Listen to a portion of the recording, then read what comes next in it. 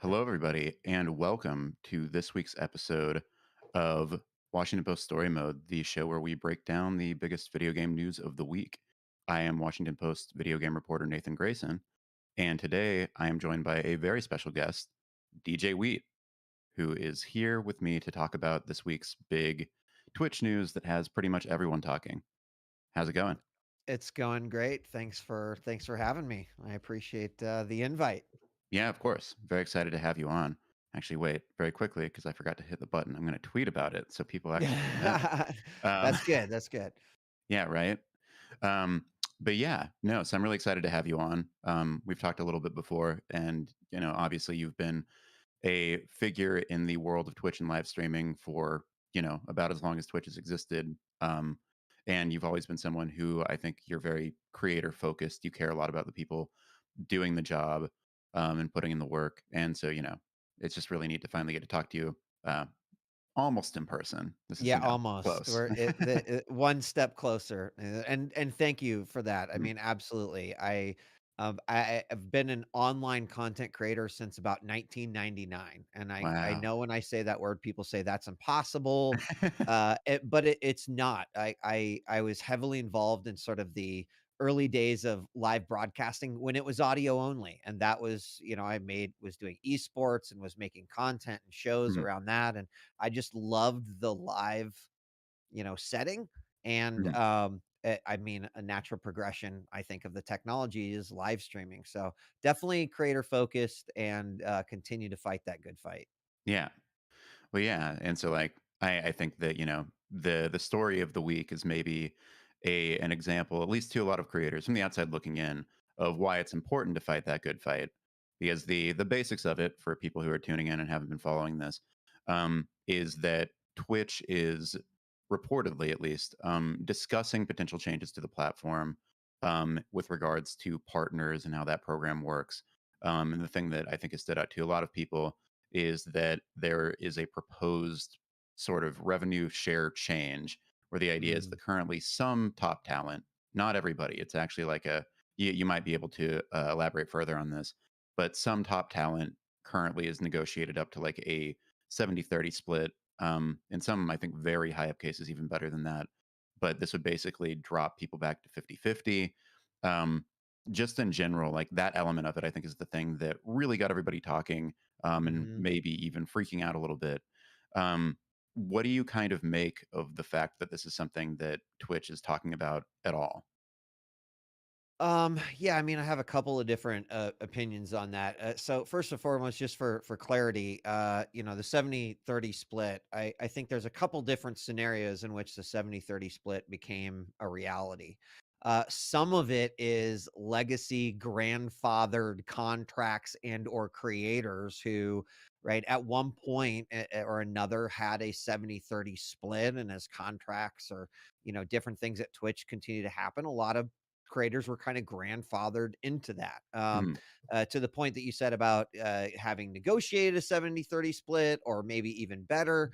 I don't have much insight into that, but I can acknowledge that, yeah, that's a thing, right? I'm sure that mhm, there's some creators who have emphasized subscriptions. That's how their main revenue goals is, or maybe it wasn't, and that was incentive to start doing that a little bit more. So I can understand where maybe there would be some, adjustments there. mhm, But as far as how it relates to this particular article and the discussion that's happening this week, Nathan, is that a part of me feels like, um, you know, that this is a byproduct of not really evaluating the partner program for a very, very, very long time. And if you go mhm, back and look at the historical changes of the partner program at Twitch, you'd actually find that there's not much change, which is I guess on one level that means there's stability, but on one level it means that the partner program didn't evolve with the status quo. And mhm, I think a lot of these potential changes might be indicators that, not evolving the partner program is kind of now being caught up to, and Twitch is kind of forced to make mhm, these changes. Um, but I obviously anything that is going to read as, less money in creators' pockets, Mhm. I think that's a hard conversation to have.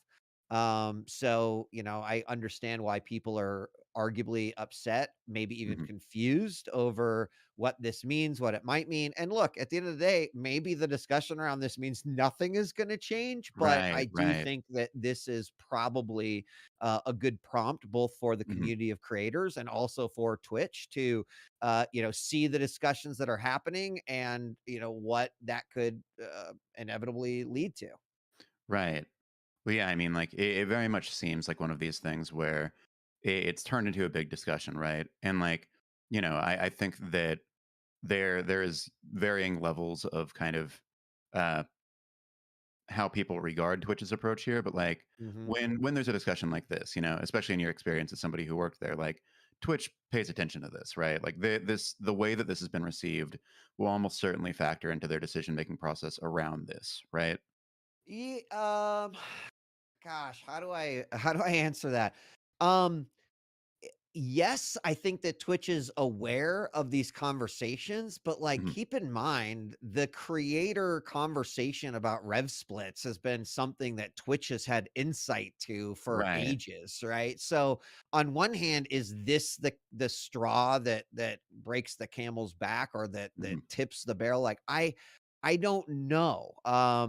So it's hard to say. I mean, while, especially in, like, the last couple years at Twitch, one Mhm. of the things that I really, really tried to push for was more transparency around the why sub splits are the way they are, or Mhm. why some of these decisions would be made, right? And some of that has to do with the cost of operating the business, and some of that has to do with, um, the lack of evolution of the partner program Mhm. itself. So, while yes, I think that they are listening and at Mhm. least in most cases are pretty aware, I'm not so confident that we're in a situation where the conversations might change something. Again, Mhm. love to be proven wrong on this. Like, come on, Twitch, like prove. But I've just seen that happen before where Mhm. uh feedback has come in, maybe some changes have taken place or some adjustments have been made, but Mhm. ultimately things still roll forward. Mhm. And I think, like, I don't know, this might be like worth the discussion, but the question I would have is, outside of like some sort of a mass exodus, which I don't think that would happen, I Right. think that internally there's probably a discussion that will take place that is like, well, what's the worst that could happen? Right, of course. And, And like, yeah, I yeah. mean, I think that we've seen that in a few cases in Twitch's history. I mean, you saw, like, the sort of, like, smaller exodus of top creators to, like, in a couple different cases to YouTube more recently, before that to, like, Mixer, YouTube, Facebook, all of that. And, yeah, I mean, it feels like kind of a similar thing where it's like, yeah, we're gonna lose a little bit, but it's not going to be a sea change, right? It's not gonna be, like, Yeah. just totally, like, obliterating the appeal of the platform overall. And a lot of those moves have a bag attached to them, right? And Mhm. when we say bag or we talk about grabbing the bag, it would mean that a streaming service, right, pays a creator maybe a minimum guarantee or a part of a contract to stream with them for several years, and that's different. Like, in the history of live streaming, that's happened since the beginning, right? I mean, um eh, we saw it as early as Owned 3D in Mhm. 2011 and 2012 with teams like CLG and TSM, where, right, the highest bidder got the creator. So Mhm. that's not unusual. But have we Right. ever truly seen an actual exodus that didn't have like money incentives behind it? And I would say the closest is maybe what happened when Mixer first launched, because I Mhm. think a lot of people saw an opportunity, like the grass might be a little greener, there's a new place to kind of start, you get a that one up, but Mhm. ultimately that didn't really work out for folks. So, I don't know that there's ever even been a Mhm. case of any sort of mass exodus, partially Right. because it could hurt a creator's bottom line too. Mhm. And that it's a weird discussion to have because at the end of the day, even though the creator should have a lot of leverage and a lot of power in this Mhm. situation, I kind of feel like it's all on Twitch's side. Right, right. Well, yeah, I mean, the ball's in their court as long as they are, like, the place to go for live streaming, which Right. they certainly are at this point, then, Right. yeah, it just leaves creators without many unless they are willing to take a very big leap and risk losing, a lot, if not everything, which, that's Yeah. just, like, not a great value proposition. And that would It's be a huge risk for some creators, right? For Mhm. some creators, maybe not that big of a deal, right? It's Right. like they could handle a transition period. For Mhm. other creators, that is scary as Mhm. hell, right? And to think about, will my audience transition over? Will I Mhm. lose viewership? What happens if I do? Can I? So, Right. obviously, as you're coming down the steps in terms of the size of creators, as you move out of the 1 and the 5%, right, Mhm. you've got creators then are that would be dealing with those really tough and scary questions. And we all know gamers, I'm one of them, we don't particularly like change either. And so Right. that is it's that perpetual sort of double-edged sword to the situation. Creators probably want change. Mhm. This might be an avenue to change, but at what cost? Right, right. Well, yeah. So, earlier in chat, Xenos King asked, "Are there any actionable steps that creators can take from this ongoing discussion, like especially with regards to this being a sustainable full time career?" Because I think that one of the things that is happening here in the discussion around this article is that like you have a lot of people who are smaller creators weighing in, even though this particular change, at least the rev share one, would probably only impact bigger creators. I think the ad incentives part is probably Right. standing out to a lot of smaller creators too. But in any Yeah. case, like when we're talking about the kind of leverage that any creators could have here, like, is there something that they can do beyond just like, speaking up like they already have? Um, yeah, from the revenue split perspective, maybe a harder conversation to have. And to your point, it Mhm, might be that those that are a little bit higher, that are a little bit at the top level, like they're gonna probably feel that hit the most. mhm, I think like the what's been really interesting about this whole thing, Nathan, is that it's bubbled up conversations around all of the monetization that's mhm, happening in the ecosystem, not just Twitch, but what's happening on YouTube, what's happening on Fan House, what's happening with mhm, Patreon, what's happening with other services, the exclusivity aspect of it. And I mhm, think the other big part of it is the ads part of it. And I particularly think this is one area that I wish creators asked more questions about and mhm, better understood kind of the historical breakdown of how ads have operated on Twitch, what the approach has been, and frankly, like why they're so devalued by creators. Because mhm, clearly, we're in a situation where Twitch, right? They kind of ad revenue is going to be one way that it's taking care of the overhead costs and potential revenue possibilities mhm, for Twitch, etc. So we all understand why they want creators to run more ads. mhm. Um, I think they don't know why creators won't run more ads, but I think the creators are making it very clear. We Right. don't make anything from ads. Mhm, It is a very disruptive thing in the middle of our live streams that mhm, doesn't yield the same effects as say getting gifted subs or getting subs or bits or having someone right subscribe on like a supplementary platform like Fan House or Patreon or something like that. So um I've been trying to uh bring this narrative forth more and more and more, because in the early days of Twitch, we didn't have subs first and foremost, mhm. right? The partner program was there, but that was just meant you could run ads. Right. Ads were amazing in the initial right era of Twitch.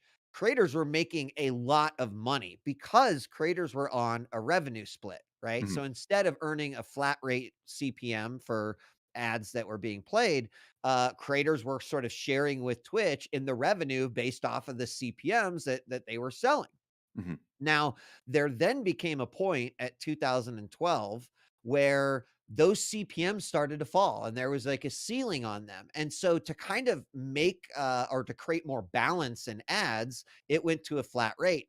$5, 350, different flat rates, but that hasn't changed since 2012. And to Mhm. me, that's a problem because you can't tell me with a straight face that the flat rate CPM of 2012 still represents the potential CPM that Twitch could be receiving. And if you think about it in that way, right? If we just accept, or we all agree that, like, yes, CPMs have gone up significantly in the past 10 years since Mhm. Yeah, that of has been course. changed, then it would be very clear that creators would make a better revenue cut if there was a share versus this flat rate, right? So Mhm. I think that creators feel like this flat rate is the only option because it's all that Twitch has presented at this Right, point. right. But the fact of the matter is that if people understood historically how the ads have broken down, and how at one point we were like, yeah, more ads, more ads, like this is literally turning our hobby into a business. Mhm. That they understand some of these nuances, that maybe then we can start asking the right questions, the correct questions, which is like, hey, Twitch, what Mhm. are your CPMs, right? Like, you are giving me a $3.50 CPM.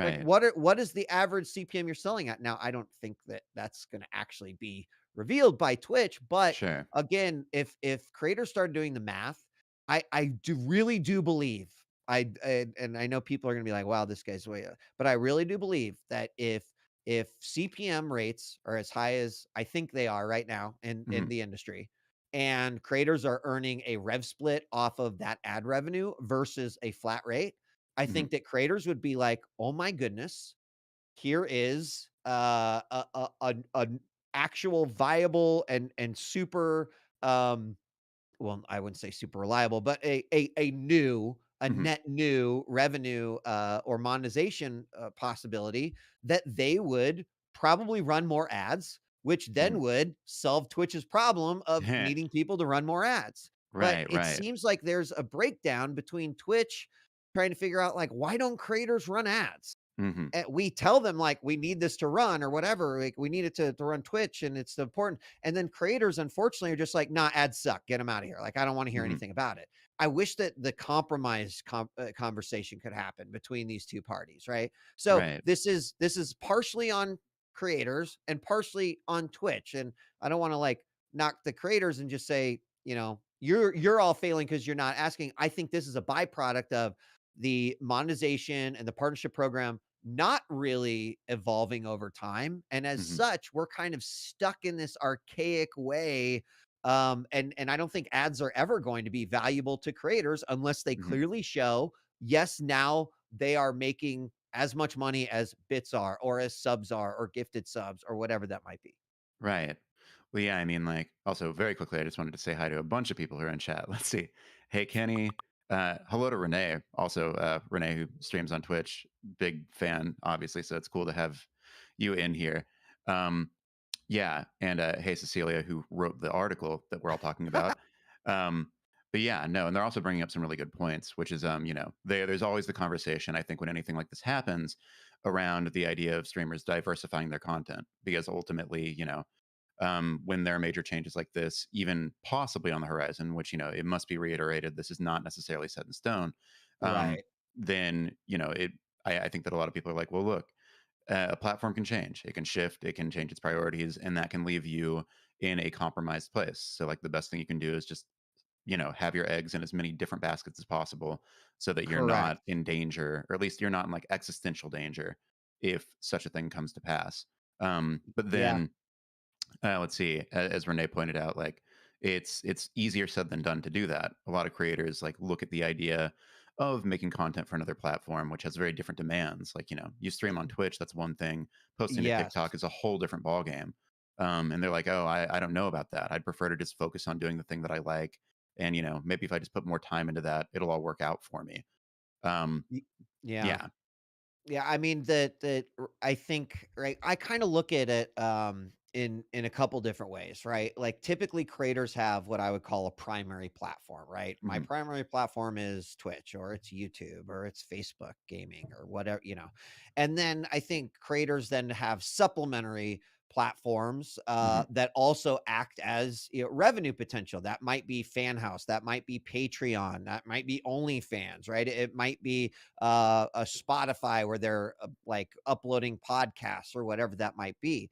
And I think that every creator should have at least, like, I mean, you've got to have a primary platform, right? But Right. every creator should probably be thinking about what makes the most sense for me to Mhm. have a supplementary, right, activation on a platform. And it's going to mean a little bit more work. It's not Mhm. like you just fire up a username and spin something up.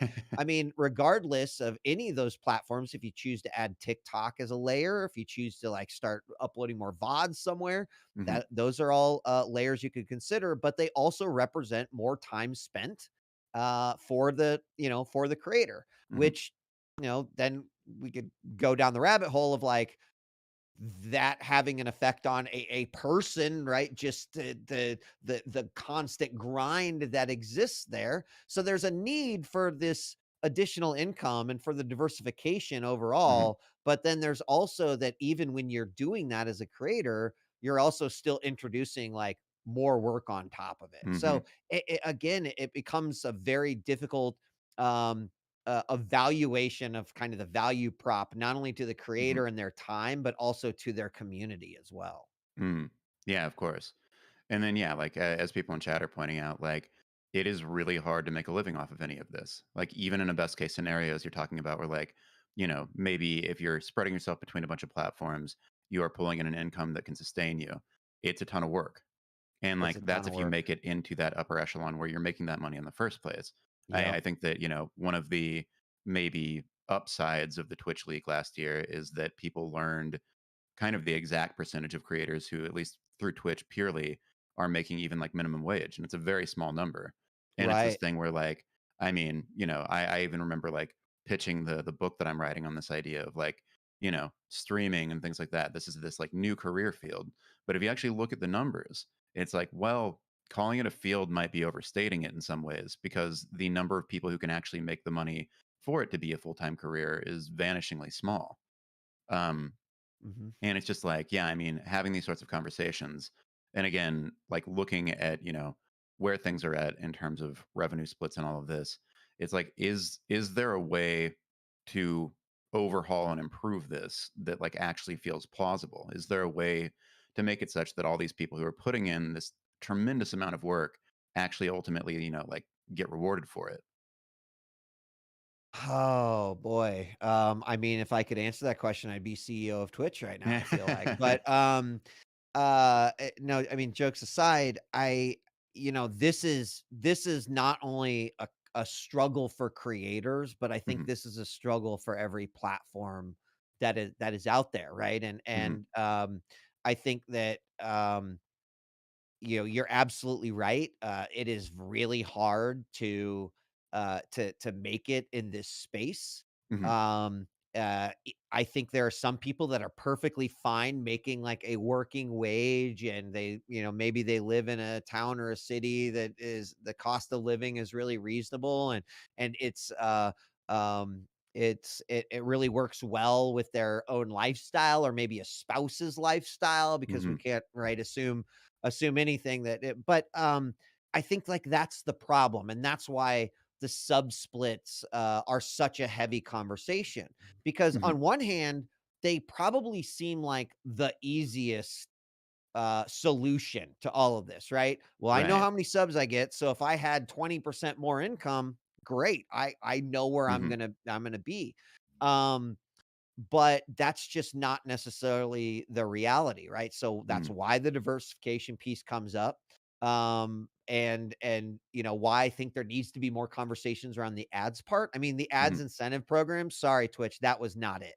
That was Yeah. not it. In fact, I feel like I didn't think the value of ads for creators could go down anymore until that program launched, and people were like, "Psh, now you are really right." And I know it's a variable Mhm. program and it's a little bit different. And I'm sure there's some people at the higher level that are like, "That's a sick incentive. Like, I love it."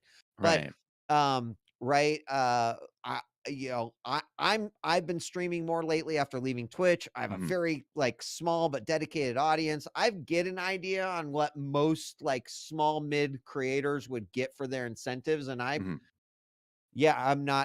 I'm not impressed. Like, I think that's Right. a half step to try to get somewhere to make this more viable, but it's simply not. I mean, um, and that's a big problem. So I just kind of walked around your question a little bit, Nathan. I don't think I actually answered it. I don't think anyone knows, right? Right. It's very clear that um, for me, it's very clear that like live video is expensive. Mhm. Right now, there's kind of two really big leaders in it. Right. There's Twitch and there's YouTube. I Mhm. do think that TikTok is on the heels, and it's Yeah. going to be really interesting to watch how Yep. that plays out. But with Twitch, you've got right really heavy-handed costs to operate the platform. With Mhm. YouTube, same thing, but you've also got one of the largest global online ad networks that exist, right? Like there are so many elements of YouTube. Like YouTube should absolutely be giving those splits, but Mhm. it is going to come down to, I think, some key decisions that creators are going to have to make in terms of if I really want to do this, maybe YouTube is the right path for me. Maybe Mhm. TikTok is the right path for me. Maybe a new platform is going to pop up and they're going to have a different incentive structure overall. But Mhm. we've seen a couple players in the space like come and go. Altair tried to do that with the intention of being transparent and getting value and back to the creators. They stopped before they were started because it's hard, it's expensive, and there's not an easy solution to all of it. Mhm. Yeah. Yeah, no, it does seem like there's been, a number of attempts in various capacities to kind of remedy this problem that just like Yeah. haven't panned out, which I think is also another thing to keep in mind in any of these discussions is that like, Yes. you know, it's not easy to do this and it's not like people are just sitting around not trying. Like I Right. mean, Yeah. I would Yeah. assume that like, obviously Twitch is, I think, in a different state than maybe it was in its earlier days in terms of priorities and things like that. But I For mean, I sure. have no doubt that there are still people at that company being like, yeah, how do we make this a more equitable thing for the people streaming on our platform? Because I mean, you Yeah, can't like do that job without caring. I mean, it's really interesting that you bring that up, Nathan, because first off, yes, you're absolutely right. Like every Mhm. time I talk about Twitch, I always want to reiterate, like there's so many talented people at that company. There's people that care about the community, Mhm. that truly bleed for the community all the time.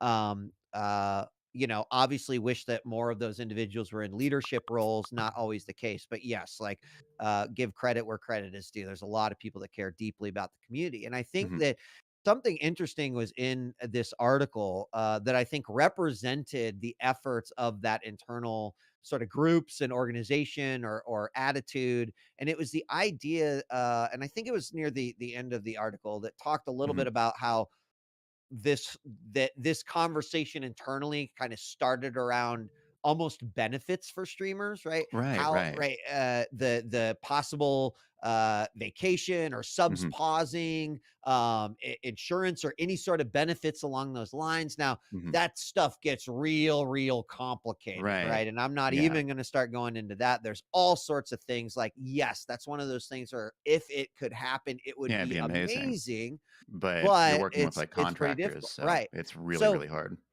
I think that the scary thing to me is that that was the priority Mhm. when the conversation around the partner program started happening and Mm. really, I think, was gaining momentum. Mhm. And I think the leak represented where those conversations must be at now.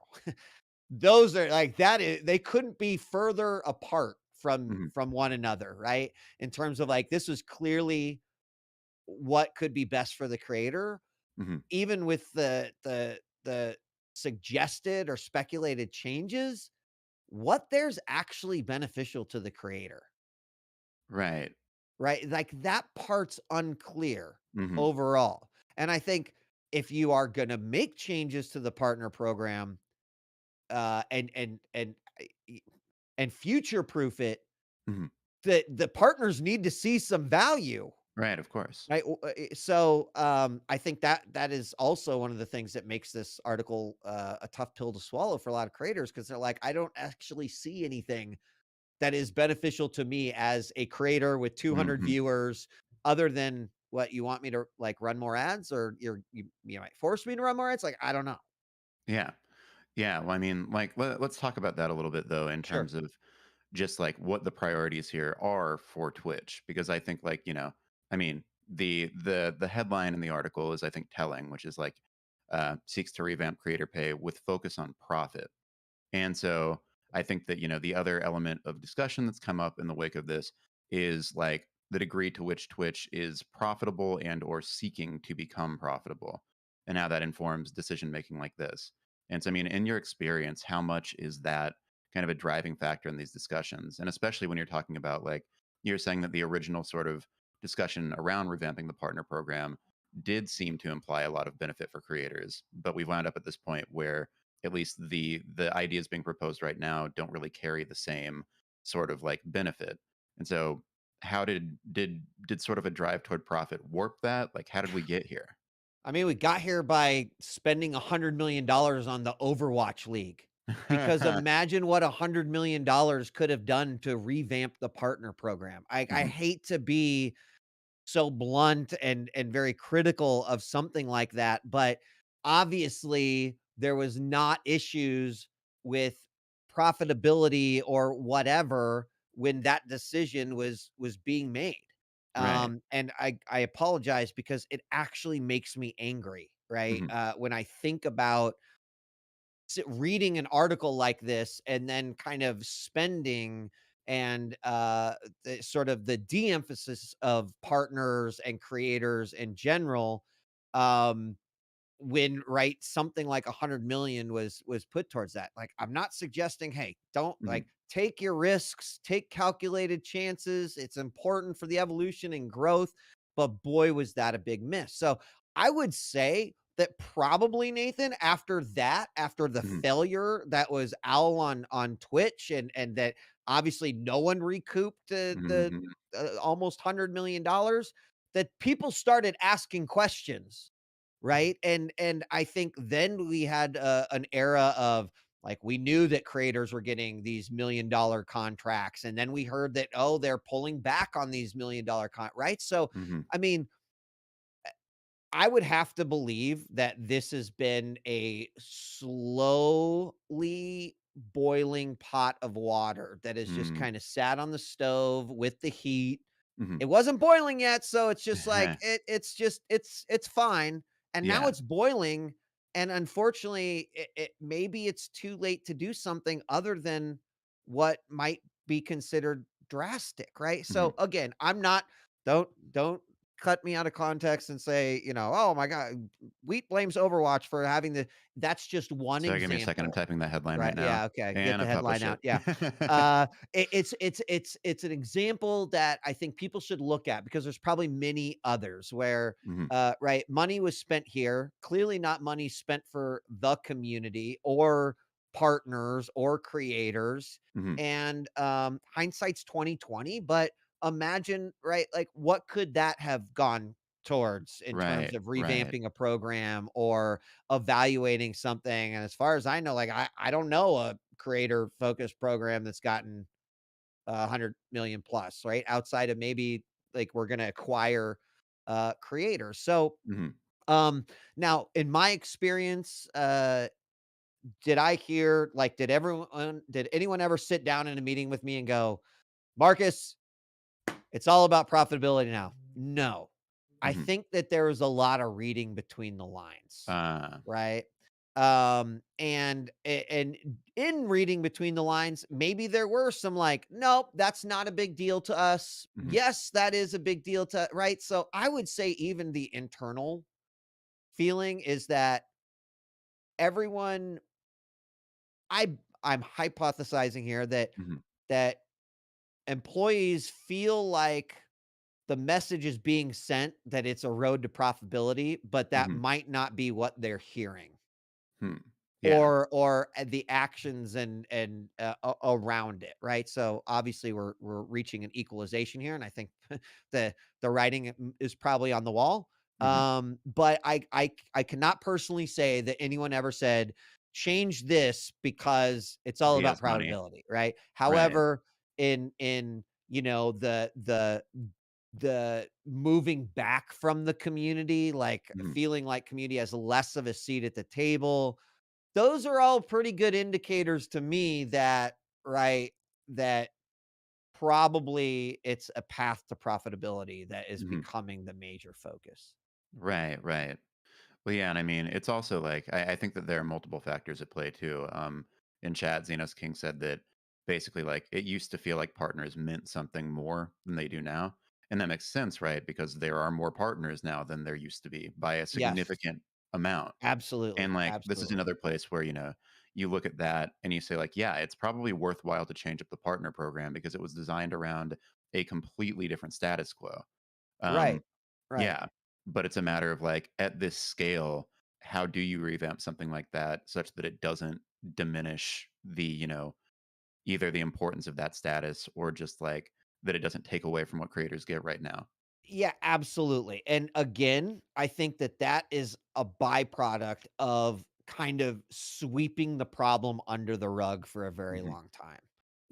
When your graph is going up and to the right, you can kind of look away at problems, or you can look at things and go, there might be a potential issue here in the future. mhm, But guess what? We don't have to deal with it now because we're still growing. Creators are still mm, using it. People seem generally pretty happy. And I think eventually you know, um, what's the Doctor Strange, like the debts always, have to get paid. Like it's kind of it's a little bit of that.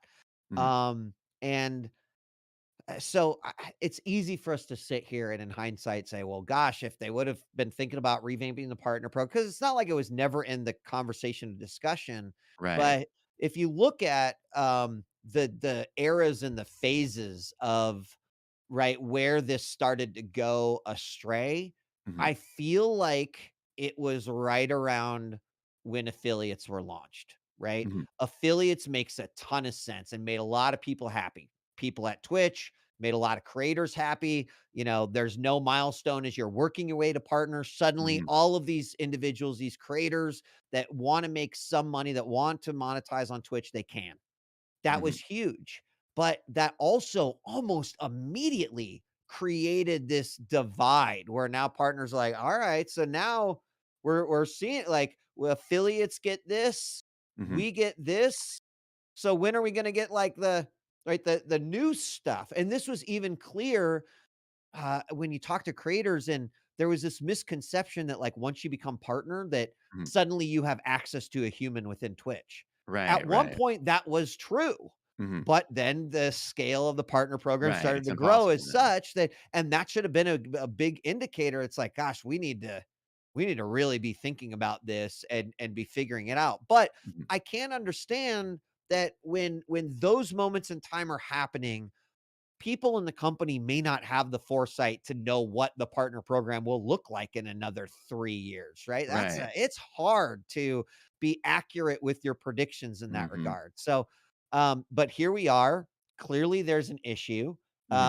I think the value of, and this has been discussed all over, is that some people are even saying, well, hey, if you get monetization over on the affiliate side, but also, right, there's like a lesser exclusivity and sort of Mhm. this, like, why wouldn't I just want to be affiliate? That to me is a pretty big indicator that there is a problem.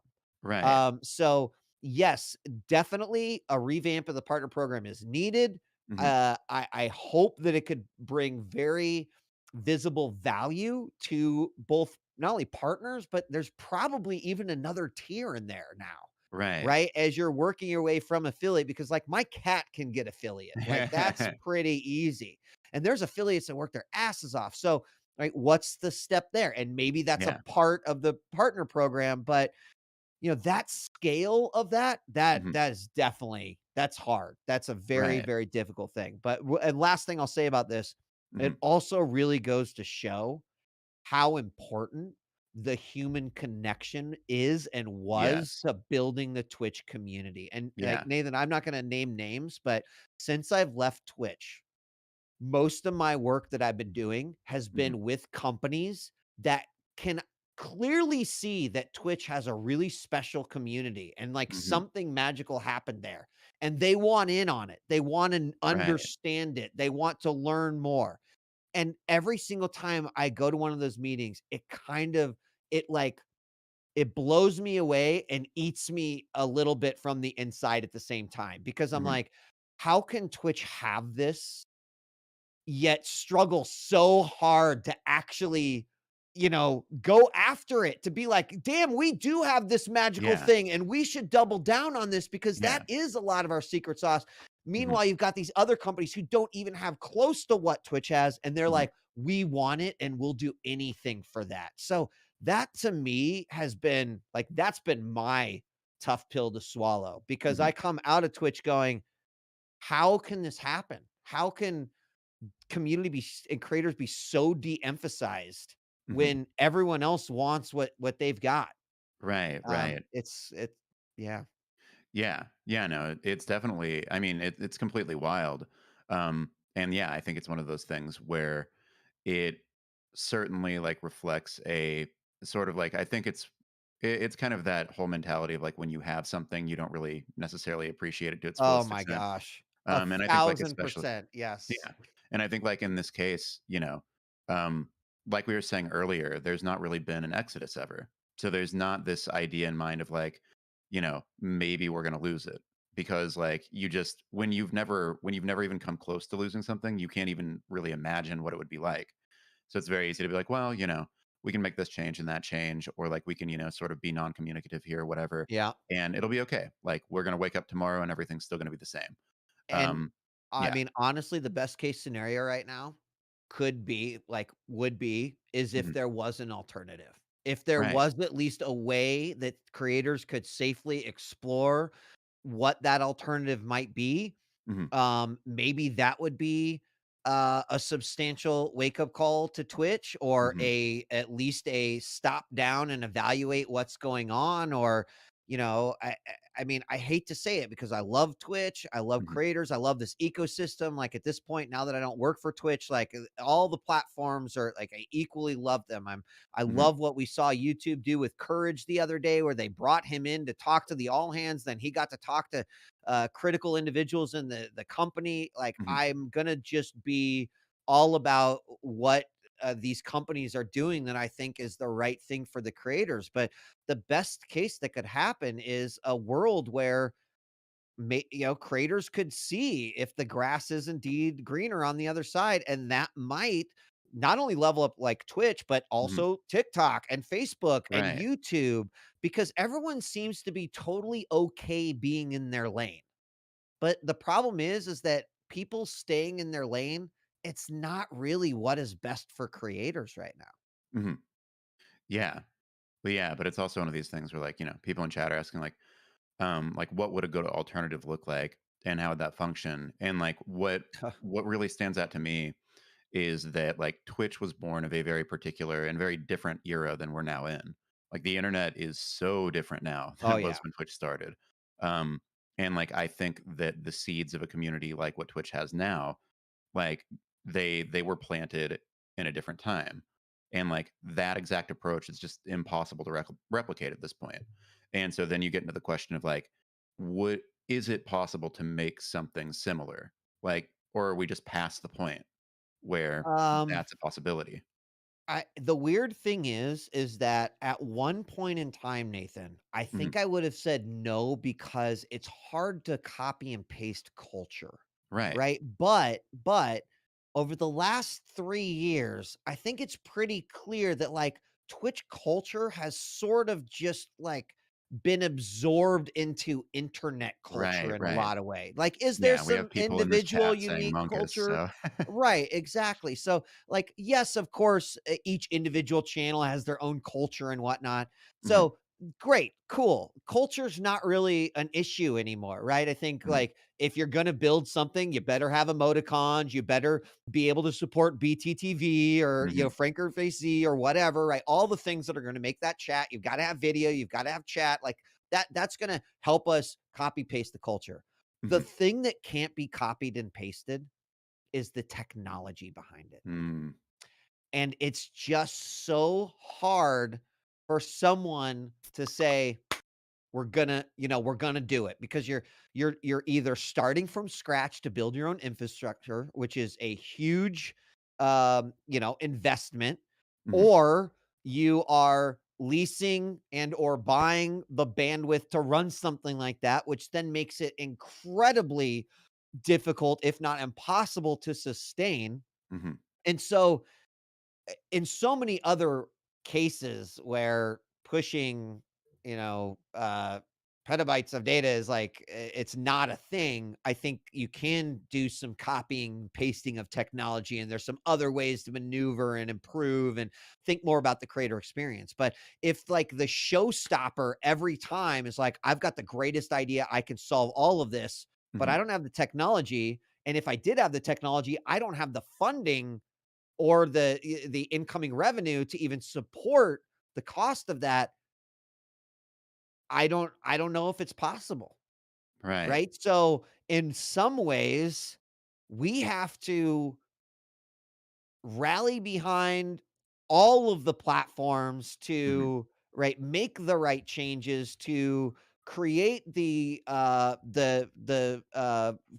correct tools or Mhm. monetization splits or whatever that might be, or maybe right like the industry gets rid of this exclusivity thing for most creators. And yeah, I don't know, but Yeah. we're in a position where I think an existing company would have to step up, and that's why I think that TikTok serves as a really Mhm. interesting example right now. They're a company that's sort of mastered discovery. It's Mhm. unclear if they have, mastered live streaming. We don't know. Right. It's only been in beta, but it's very possible a lot of Twitch creators have been leveraging YouTube for growth, and they've seen some significant growth by Mhm. leveraging TikTok. That could be a big exploration point. And maybe there is a point where creators say, you know what, I've done this on Twitch for 3 years, Mhm. right? It's a put up or shut up situation where like I'm going to give it a shot. Here's a platform, they're offering me a better revenue split. Maybe I'll get better discovery. My TikTok's been growing, I'm going to give it a Mhm. shot, and if it doesn't work, maybe I'm going to make that call that it's not going to work. But Right. um yeah, I think so. Culture off the table. I think that that is something that exists. I mean, I've been on Ludwig's stream. It Mhm. feels pretty like Right. It that feels like a Twitch Twitch stream. culture, right? Like Yeah. even now, right? People are using the so I don't look at that anymore. But the technology, you can't ignore that. Mhm. That's the hardest part of this equation. Yeah, absolutely. A brief aside, people noticed your Twitch affiliate cat. Yeah. Um, wait, can we see the cat? No, she ran away. She ran away. No. Yeah. She'll come What a back. bummer. She'll Okay. come back. Come here. Yeah, my cat might also make an appearance if she decides to climb up on my bed, which she does about every other stream. Wait, are Got we her. gonna Yeah! Oh my gosh, what a This is good Skylar kitty. Jean. One Oh, of 3. that is She's a a good great kitty. cat. Thanks. Yeah. Yeah, I only have 1 for the moment, but, I'm always thinking, like, "What if I had, like, 4 or 5 cats? Yeah. Wouldn't that be fun for me?" Um, but yeah, going back to what you were talking about, yeah, I mean, like, TikTok does seem to be, like, the one that makes the most sense. Chase was saying, like, Trovo has Tencent money, but I think that Trovo, like, at least I haven't engaged with it that much, but it feels really similar to Twitch in a way where, like, it then raises the question of why would you move to it? Like, Sure. if there's not a very apparent reason to go somewhere, like, if they're not giving you just something way better or, like, a bigger pool, like a community that would hopefully like latch onto your stream or whatever, like Right. instead the proposition for Trovo is like a similar feature set and a much smaller community, and it's like you know Yeah. it's You just know, not really appealing. I completely agree with that. I think too, and this is gonna sound a little weird, but Hmm. it's not just the creator's decision. Hmm. What I mean by that is that if I've built a community for, me now, 11, almost 12 years on Twitch, Hmm. I've gotta like, my community's gotta be willing to make the Right, of change course. too, right? And so, The reason I put it like that is because on an individual level with creators, um, right, like, they could move, their community might move, their community Mhm, might not move. That is so However, if like a TikTok or we could even say a Trovo, right? If they could bring a significant amount of creators, which would also mean like individual community members don't feel like they are making this change or mhm, move on their own, then that could maybe make it a less painful transition mhm, for creators. And so that has been something that we've seen develop over 2 years, right? As mhm. Ninja went to Mixer Right. and Shroud and then came back, and Doc going to YouTube and Mhm, evaluating right, what amount of that community does go. And so it in a strange way, it's not just up to the creators, right? mhm. If I as a creator said, "We're doing it. TikTok next week, let's go." I half of my people could be like, "Cool. It was great watching you on Right, Twitch." right, and they're like, "I'm You gonna stay on know? Twitch, I'm gonna watch somebody else who does things that are similar to you." Yeah, Which is yeah. the other So side of Twitch as well, is that there's so many options that, yep, I mean, a lot of people just say like, "Well, that creator is going someplace else," but there's someone here on Twitch who's close enough, like, they're not the same because, you can't just, like, replace a person, but, like, they get the job done in terms of the kind of entertainment someone's looking for. So, like, yep. cool.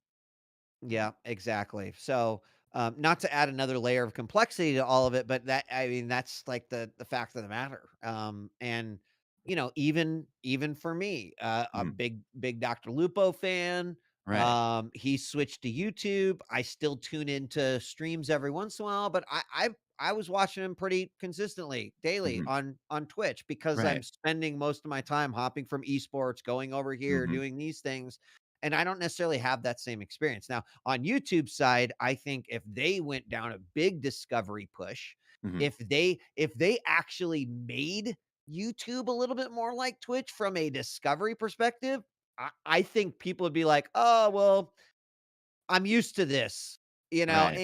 and I know that there's better creator cuts over here, and Mhm. also it's got DVR, which I've been asking Twitch to have for a long time. So I feel like YouTube is steps away from Mhm. being able, but there's some pretty serious steps, right? I feel like Mhm. they're taking a lot of little tiny steps, but they need to Right. take a couple of big leaps, right? Like I think there just needs to be a damn landing page that's just like sorting all of the thing, right? It needs to be Mhm. that easy.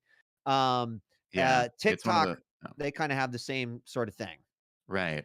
Well, yeah, and like the issue with YouTube, and like, because obviously, especially because YouTube attracted a lot of major Twitch creators in recent times, the discussion frequently goes to like, all right, well, YouTube's going to be the streaming alternative. It's YouTube versus Twitch, so on and so forth. But I think it's worth keeping in mind. Like, I have, back when he was there, I talked to Ryan a bunch of times about this. Um, and the way that YouTube kind of internally views streaming is less of like, here is a discrete community, here is a discrete page for all of this, and more as a tool in creators tool belt. So they're like, we Right. want you to be making Correct. regular link videos, short link or short form videos. We want you to stream, but mainly as like an engagement tool with the community you've already built through other 100%. means. Yep. Um, and so that also like dictates priorities in terms of feature sets and what they're building out. A And it's thousand one of these percent. things where like I feel like if their priorities were different, then they would probably make the sort of thing that you're talking about. But as is, I'm skeptical that they would ever go that direction. Completely agree. I mean, at the end of the day, like w- we can all agree that Twitch's focus is live video, Mhm. right? I mean, huge de-emphasis on VODs, VOD system, not great, searching, not good, right? But that's okay because they do what they do well, which is Mhm. that live low latency video. Um, YouTube, their primary business is VOD, Mhm. right? So in the grand scheme of things, they're polar opposites.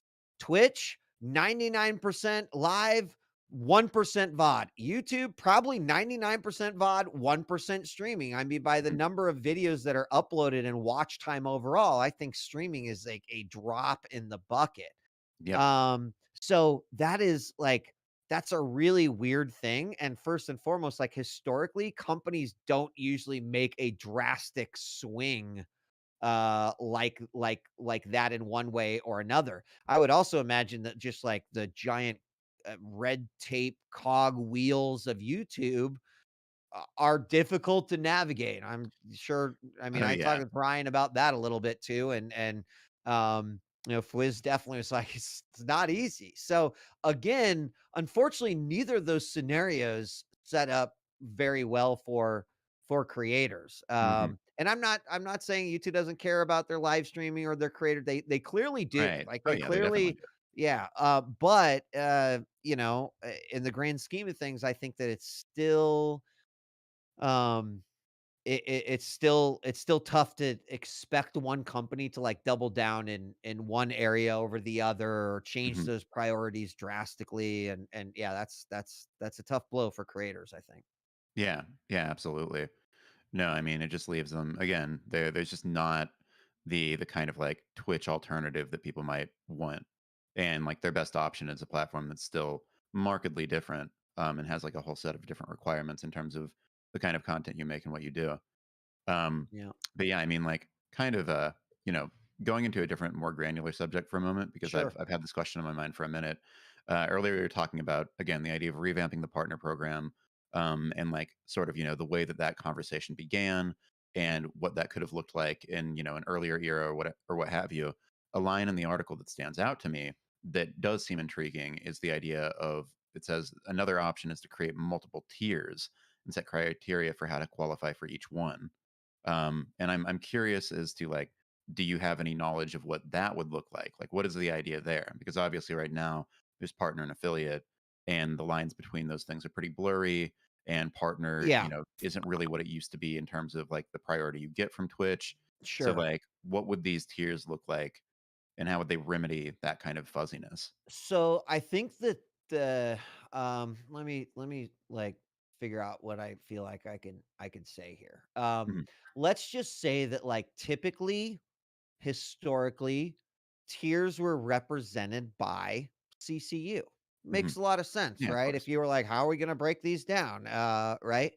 But similar to the partnership program, Hmm. even internally, I mean, the numbers that people are achieving, what is considered a large streamer today versus what a large streamer was in 2014, Hmm. totally Oh yeah, right. night and day. So if you're using legacy measurements of like what a tier of creator might be, Hmm. then you're gonna have, right, like, if the top tier is 2,000 concurrents and plus, just Hmm. hypothetically throwing something out. Holy shit, you've got like this huge imbalance of all of these creators that have over 2,000, but obviously a 2,000 CCU creator and XQC are totally different. Are Hmm. totally different. So Oh yeah. my belief is that because the landscape of what is big, what is small, what is mid-size has drastically changed and, may see another drastic change in 5 years, Hmm. that the old system probably doesn't fully represent like the right way to move forward. I mean, Hmm. CCV still makes a lot of, but maybe you look at subscribers, because that could be a measurement. Maybe you're looking at um right, actual watch time. Like, I don't know, maybe it's a combination of these things, but Hmm. it's very clear to me that because there's been so much evolution in terms of like the classification of creators and what is, as I mentioned, considered big, small, middle, etc., Hmm. that there would need to be some sort of a tiered approach. Hmm. Whether that's like, I don't know, creating a levels like more than just partners, like, right, Hmm. affiliate and super Yeah, mega creator and partner, partner and, king. EX alpha plus partner, right? Whatever those might be. Right. That not only is that probably a necessity right now, but I would imagine needs to be reevaluated on like a 3 to 5 year cadence, Mm. because if again, like looking at what sizes were 3 years ago and 5 years ago and 10 years ago, Right. that's totally been rewritten. Right, right. Yeah, you've got to plan for it. I mean, especially in the case of Twitch, which, I mean, at least, going back to like 2020, like continued to have like record-breaking years. You've got to, sort of build it around the idea of continued growth and continued like status quo changes. Right, Um, right. yeah, Chase, former Twitch employee, great yeah, dude, yep, says partnership has to be tiered since it's not scalable when it comes to things like holiday gifts, party right. invites, etc. And do you know what a point of contention this has been for creators, right? Hmm. Imagine ushering in a group of partners who, because of their status, access to a party, got a Yeah. TwitchCon ticket, got all these things. And then when that balloons, like Chase is absolutely right.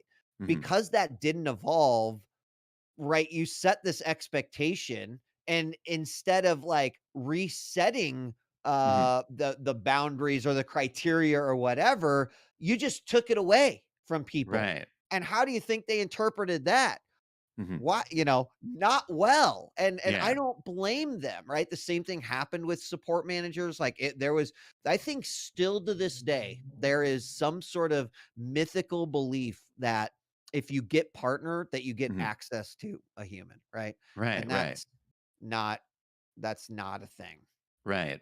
I mean, just in general, also, like, what this kind of says to me is that, like, pretty clearly, there already is tiering within the partner program simply because some streamers are very, very big. And so Sure, they do get access to a human, or like they do get gifts and invites and things like that. Like the experience of a partner who has a massive, like has millions of followers or like, regularly sure. pulls like hundreds of thousands of concurrents is entirely different from someone who like recently got partnered and pulls like 200 concurrents or something.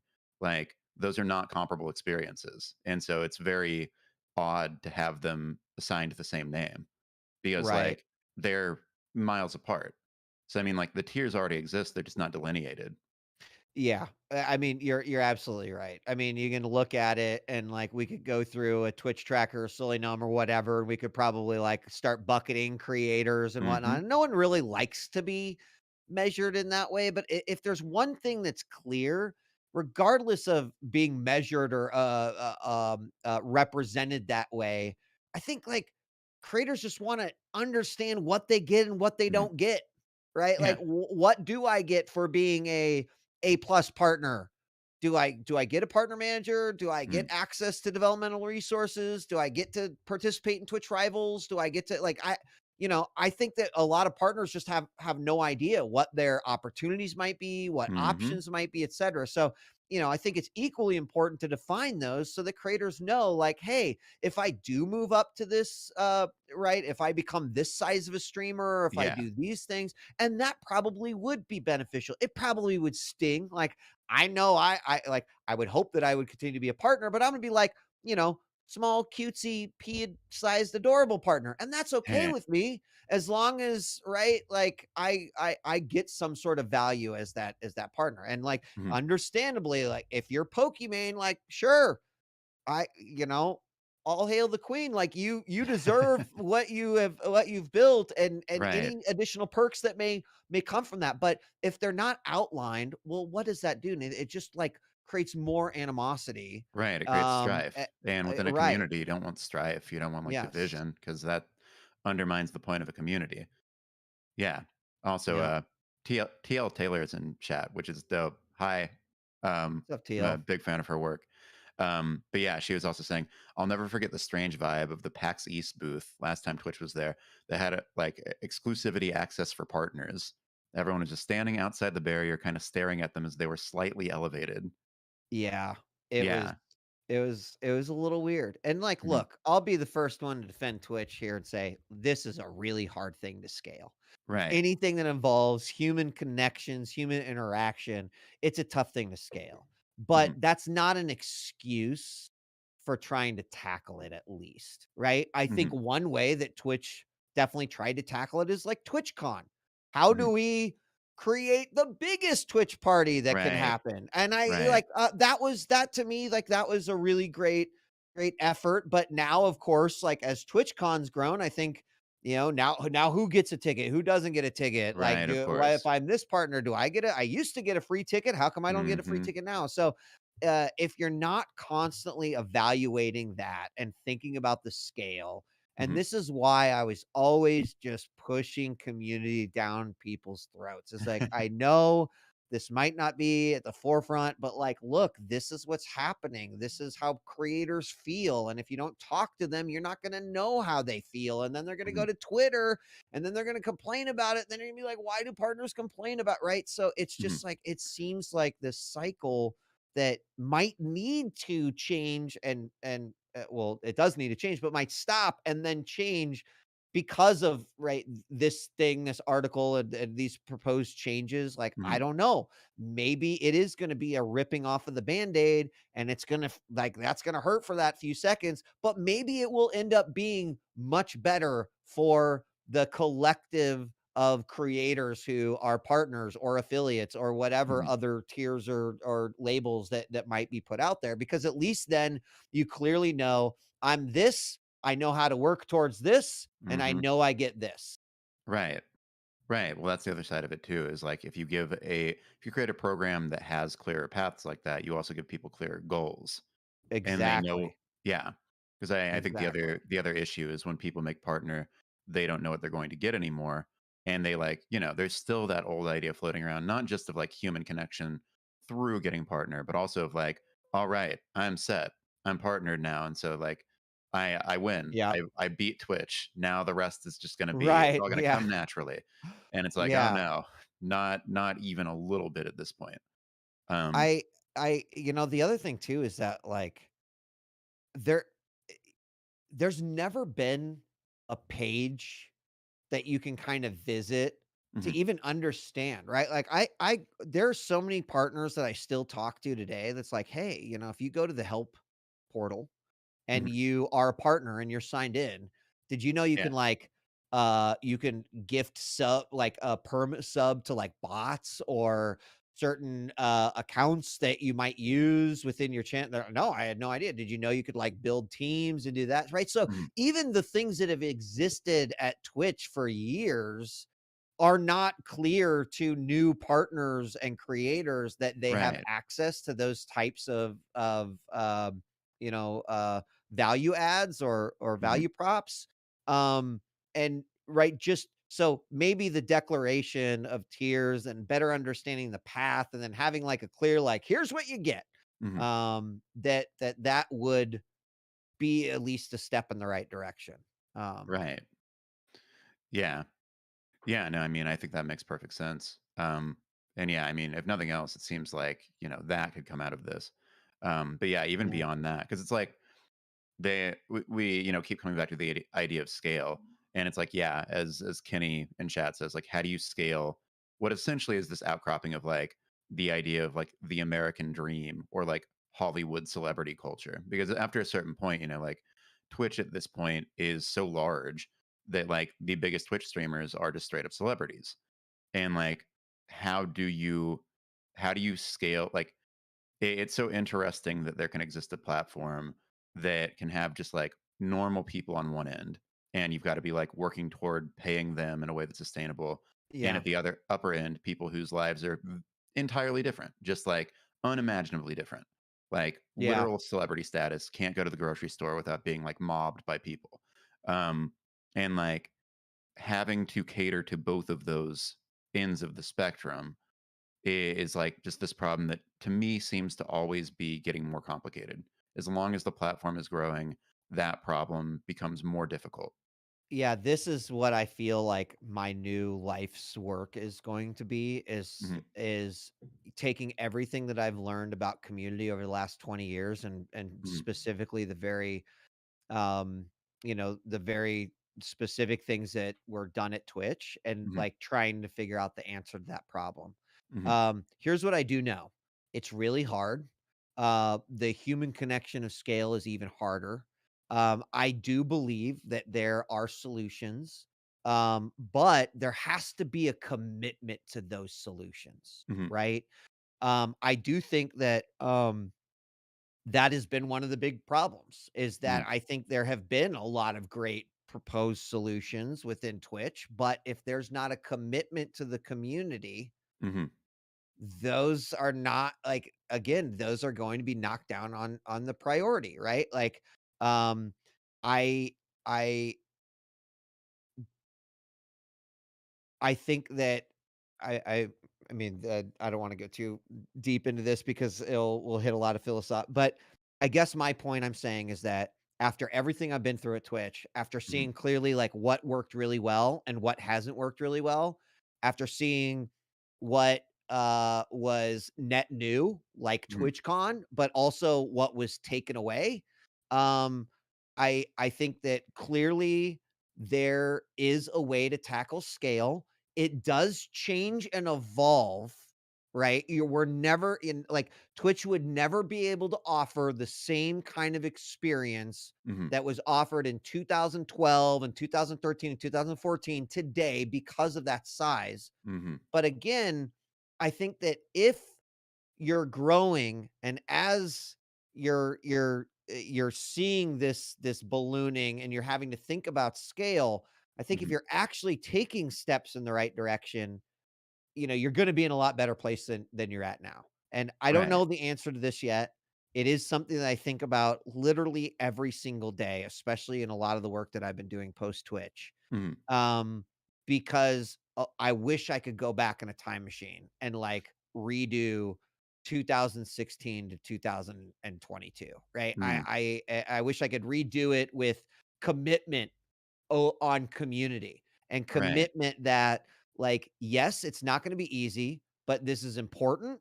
We need to put money, Mhm. headcount, resources into it, um, and we're gonna trip, we're gonna fall, but if we keep up with our relationships with our community, if we keep Mhm. up with relationships with creators, like, they're gonna be there to pick us up, not to laugh at us when we fall.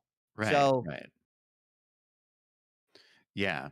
Well, yeah, and I mean, like, with that in mind, I think one of the more standout questions in chat right now is simply Jesse is asking, do you feel like there's still enough people internally at Twitch to properly advocate for community as it stands now? I think there's a lot of people at Twitch that can Mhm. advocate, and do advocate every single day internally. Mhm. They are fighting the good fight, and, I respect them for that every single day.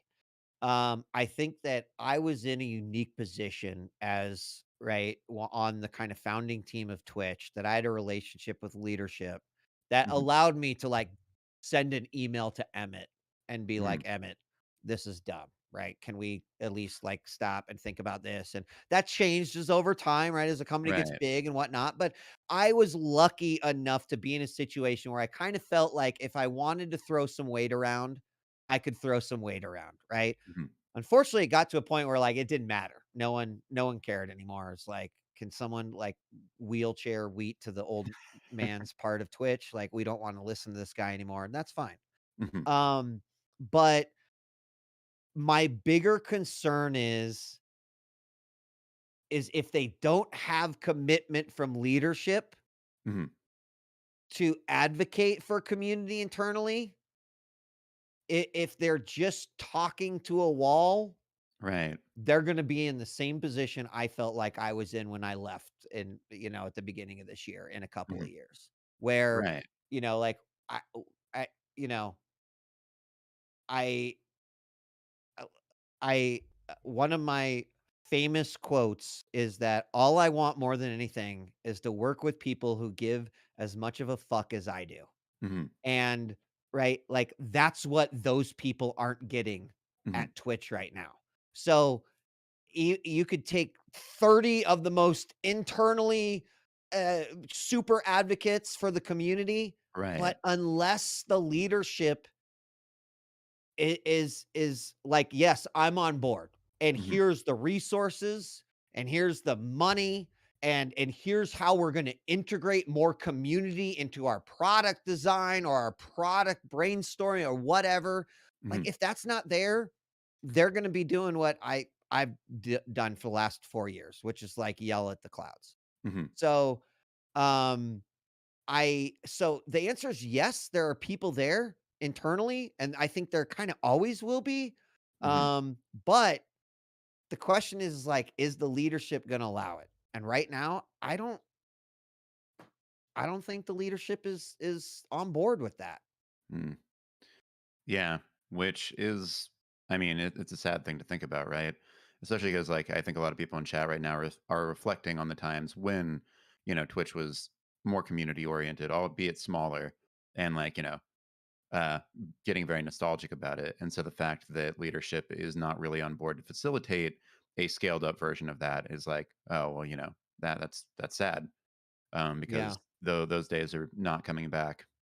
Um, Yeah, and, like, I don't, for all 0 Twitch leaders that are listening into this, but who knows? Maybe I hope they are every single mhm, time I say something like this. It's like, "Look, I get it, right? You're owned by Amazon. You've yeah, got you've got a like Twitch, you've got a big responsibility. There's definitely someone you speak to, but like at some point, someone has to grow the balls to say, you know what? Community does make this platform special, and mhm, we need to start acting like it. And, I don't know, maybe they find a ground where it's like, okay, we're on board with you. But I just never felt like that was happening, right? I think there was a time, right? Chase is in here. Like there was a time I could go to Chase and I could passionately plead about something from a community perspective. And he'd be like, you know what?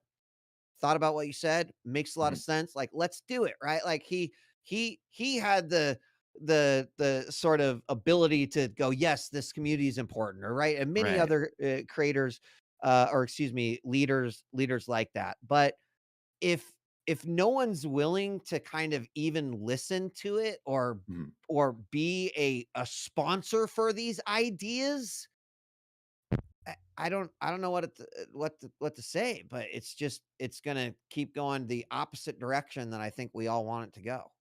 mhm. Yeah. Allie just said, as a former employee, I would add to Marcus' point, a first step would be to open the feedback. It doesn't help if leadership penalizes advocates. Well said, Allie. Well said. 100%. And you know what? Imagine, like Ali brings up a good point, Mhm, right? Like at Twitch, I was able to exercise my tenure privilege and my white privilege pretty intensely, right? In mhm, terms of like, I didn't have to worry about right being labeled as a woman who's like difficult to work with because mhm, like she had an opinion or something like right. And that is the realization and the facts that a lot of people at Twitch who have good ideas, who mhm. have great thoughts on things, and are often like are often just kind of like labeled as the troublemakers Right, of because and course. it's like no man, you should be labeling them as these people who care so much that Mhm, when the clock hits 5 they don't clock out, like they're working at Twitch 24/7. mhm, And Ali is 1,000% right, and it is sad every single time that something like that was witnessed. And like look, I think it means that people are scared mhm, to speak up because they don't want to be labeled in such a manner. So, mhm. yeah, Yeah, good point, Ali. yeah. Well, I mean, to kind of bring everything, I guess, full circle, like, at this point, obviously, you are now outside of the company. You were Mhm. talking, I think, a little bit earlier about like what you've been up to. But I guess more broadly, how do you kind of view your role in all of this at this point? Like, what do you think that you can do to realize kind of, a better future for creators outside of Twitch that just like you couldn't do within it? I mean, I can definitely have conversations that I was not allowed to have Hmm. at Twitch. I'll give you an example.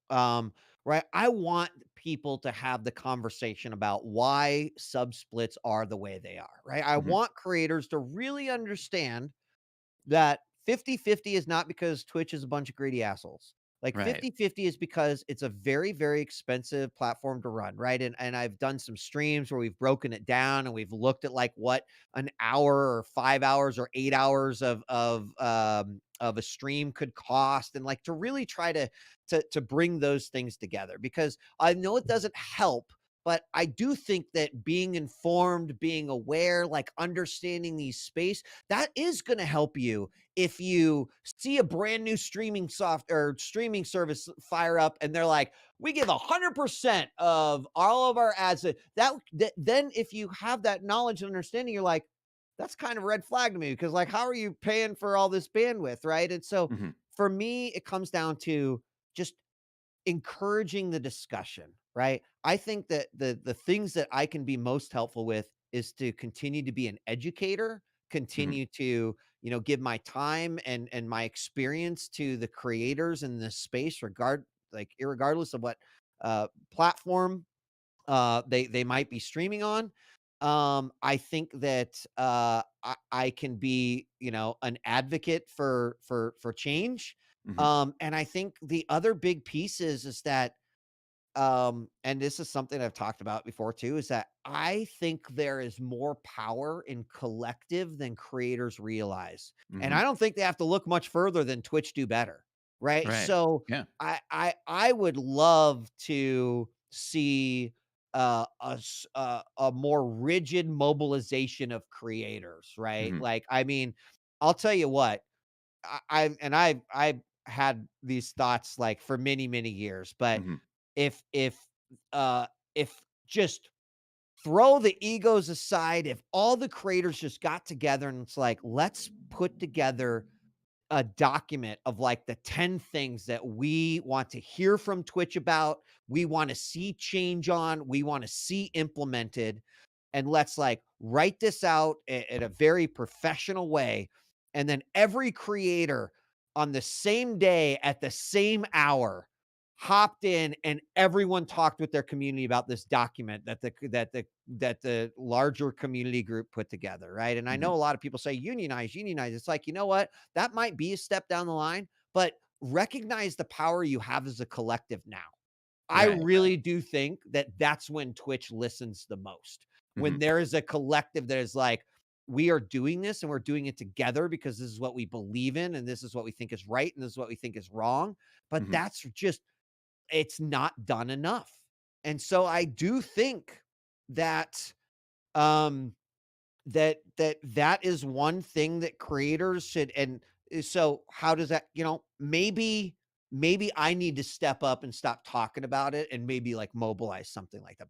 But I don't know. I'm Nathan, I think you can tell that I'm still exploring all the ways that I might be able to help or assist this industry and ecosystem, but definitely it is with a very, very strong focus on the creators.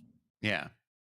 Yeah. And I mean, it's not an easy problem to solve. So I imagine that it's Yeah, going to take yeah, quite a bit of experimentation over time. But yeah. yeah, I mean, like, obviously, I wish you all the best or the best of luck in that because Thank you, sir. it's a good endeavor. Thank you. Um, I appreciate that. but yeah, I think with that said, that's pretty much everything that I'd ask you about. It's been really awesome having you on. Thank you so much for taking the time. You're very welcome. Always love to talk about the creator space Mhm. at Twitch. So, if another opportunity arises, I hope you'll hit me up. Oh yeah, I am sure another opportunity will Great. arise. Great.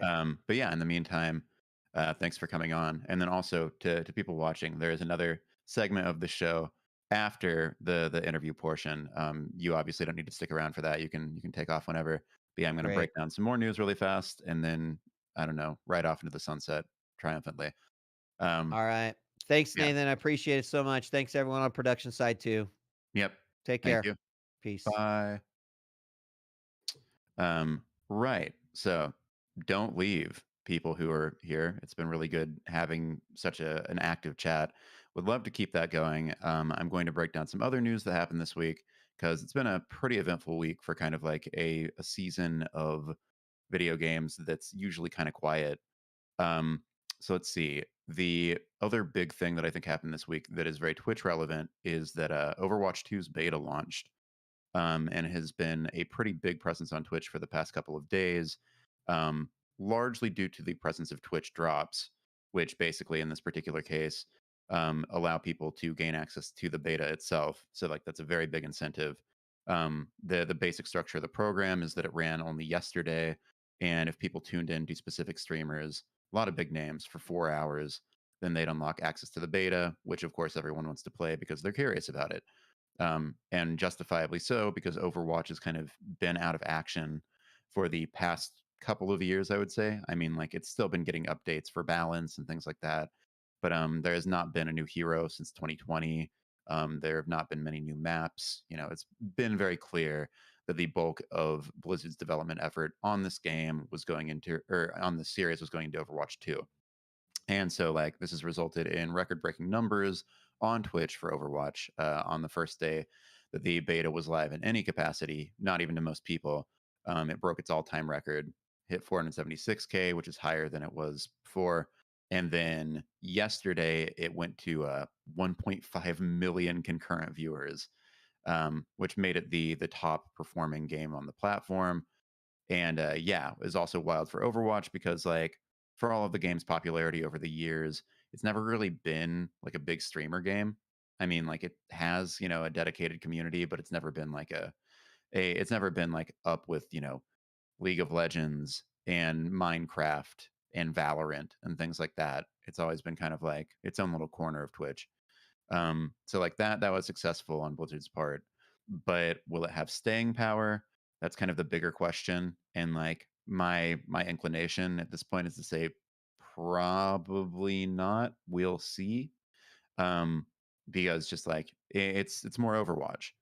And as long as it kind of retains the same issues that the original game had in terms of being like a fun experience to watch, which is that it's pretty chaotic and like the stakes of individual deaths aren't that high. I think that, you know, a lot of people will probably bounce off it in the same way. But you know, we'll see. It's still early times for it and it's a new game. I think the other big question, of course, is just like Activision Blizzard has had so many issues in the past year, and you know there continue to be misconduct allegations. There continue to be workers voicing dissatisfaction, organizing around that, things like this that have vastly changed people's perception of the company. And with that in mind, like are games like Overwatch 2, which it's a pretty safe sequel, also WoW's new expansion similarly feels kind of safe. Like, are those enough to get people back in the door when they feel so just like over Blizzard and what it kind of represents at this point? And you know, I think that again, the answer is probably not, but we'll see because pretty clearly, like, people were not so far off the Blizzard train that they were like, "Yeah, we're not gonna play Overwatch 2." Like, a lot of people played Overwatch 2 yesterday, and tuned into it. So, you know, it is definitely going to, I think, take longer than just the past couple days to tell where this all ends up. In the meantime, I'm kinda curious, like, has anyone in chat played Overwatch 2? Like, what do y'all think of it?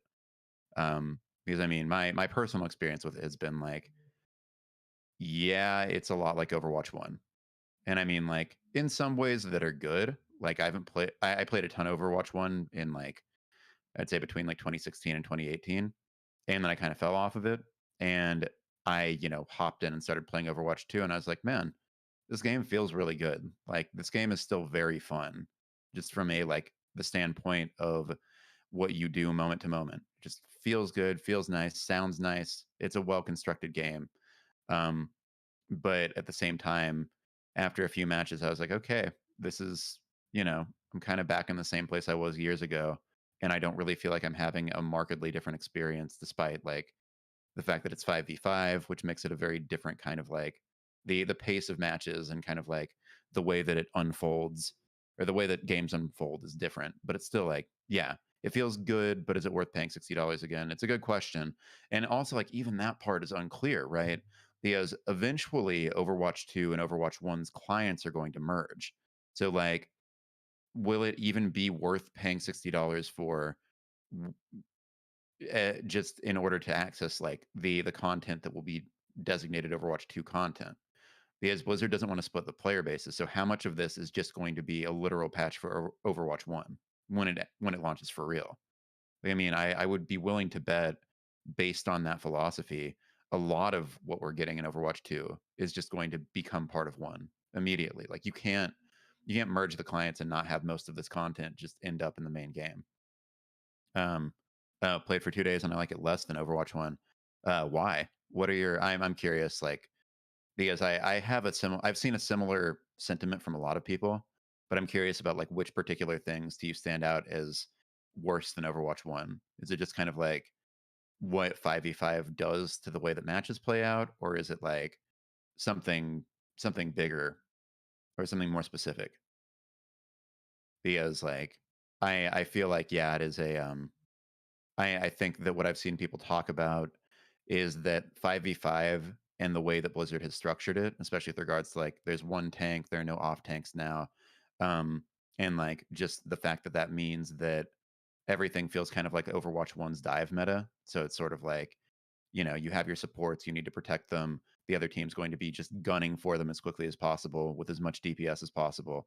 Um, like it seems like it emphasizes a higher level of individual skill at the cost of teamwork because it's just like, yep, okay, you want your like DPS characters to just be like out dueling everybody else, flanking, taking out supports, and then you just blitz the enemy team and move past them. Yeah, feels like the tank needs to be protected at all times, right? Because you don't have an off tank. Um, and so yeah, the tank just no. That's a really good point because yeah, the other day when I first started playing, I've always been somebody who really enjoys playing Diva, and I was like, man, it's gonna be so weird to main tank with Diva because she's just never been built for that. And I just died like immediately. I was like, wait, I mean, I know that they buffed her, but like, it's really hard to main tank with this character. And I switched to Reinhardt and also died really fast. And yeah, I think to your point, it's just because like there's one tank, so everyone's just blitzing them down really fast. Um, yeah, I don't know. It's interesting because I think that a lot of this right is meant to cater to a couple specific audiences. One of them is like more standard first person shooter players. I think that this kind of gameplay, again, if you're if you're emphasizing individual skill and like a lot of aim and DPS and things like that, then the game feels more like another shooter because that's just those are the mechanics that are being emphasized. And the other side of it is like esports, right? Like the dive meta was the most popular Overwatch League meta, and essentially Blizzard has built a game where like that necessarily is the strategy that a lot of people use. Um, so I mean, I think that that has knock-on effects on the game more broadly in ways that make it less fun, maybe for a lot of people to play. I mean, again, we'll see because it's still early, and like Overwatch League season 5 starts next week. Maybe pro players will figure out some crazy new meta, and then everyone else will jump on board with some version of it. What I think about drops as a concept for marketing games. Yeah, I mean, uh, I at the end of the day, like I enjoy the idea of like people getting something out of like watching streams. I think that's neat. But I think that the way that they are used at this point is just for inflating viewership. Like, I mean, there's zero chance that Overwatch 2 would have gotten this kind of viewership without drops. And I mean, if you look at like how it's performing today, like let's go on Twitch really fast and just like check it out. Um, like right now, viewership for Overwatch 2, even though it's like a brand new game during a kind of dry season for games, what is it down to? Yeah, it's down to 66.5 after being at 1.5 million yesterday. And the only difference is that there are just not drops active right now. So yeah, I mean, it's it is viewership inflation for marketing purposes, and like it's cool that people can get things, but like it doesn't mean that a game is like good on Twitch, right? I think that for a long time, people would look at these like massive numbers for a new game and be like, oh, it's the next big game on Twitch. It's the next Fortnite. We finally found it. Good job, everyone. And it's like, no, no, it's just like a flash in the pan. This game has drops. And as soon as those go away, things will normalize and we'll actually see what people on Twitch think of this game. Um, and in Overwatch's case, I think it's very stark because Overwatch is just not like it can be a hard game to watch. I think this is the same problem the Overwatch League has had, is that like Blizzard wanted this game so badly to be a viable esport, such that they spent hundreds of millions of dollars trying to make that come true. And then like the actual end product of watching people play the game at a high level, it's just like it's not as readable as a game like League of Legends. And League of Legends is like a game where if you don't play it, it's hard to watch it and understand it. But even then, like the perspective is better just for understanding what's happening in a match, like who's pulling off what strategy, so on and so forth. Whereas you watch Overwatch and it's just like tons of stuff happening all at once. And like you need casters to be so on point to understand the broader stakes of any singular engagement. And then also like singular engagements don't carry it, like they carry some weight, but they're not that exciting because it's like, all right, the one team like lost a team fight.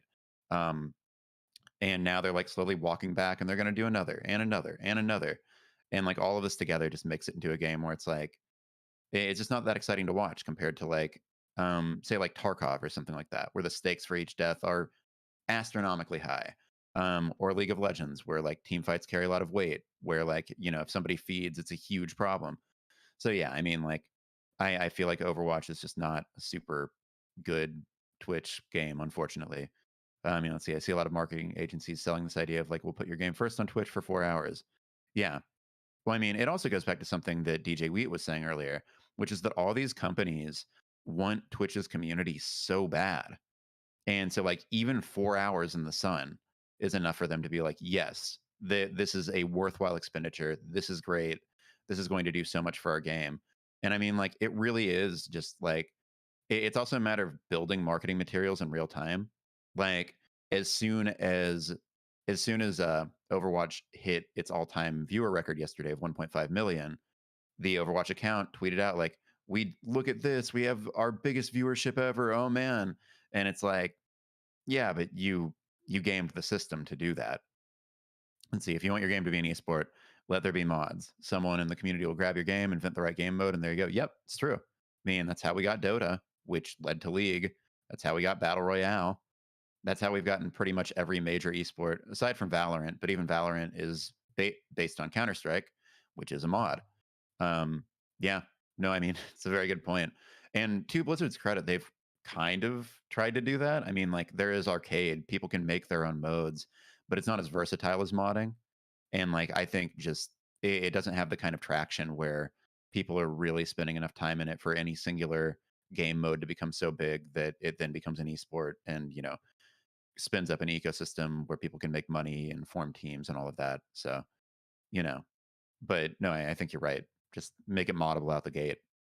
Let's see, which video game were you talking about? Oh, let's see, we didn't forget. Oh, but yeah, anyway, so that's where things are at with Overwatch. I'm curious to see where it ends up. I'm gonna be playing like this weekend and stuff because you know it's fun to be back. But if I had to guess, I would say that next week or next weekend or whatever, I'm gonna be like, okay, that's enough. I've had enough of this game for now. Time to move on to other things.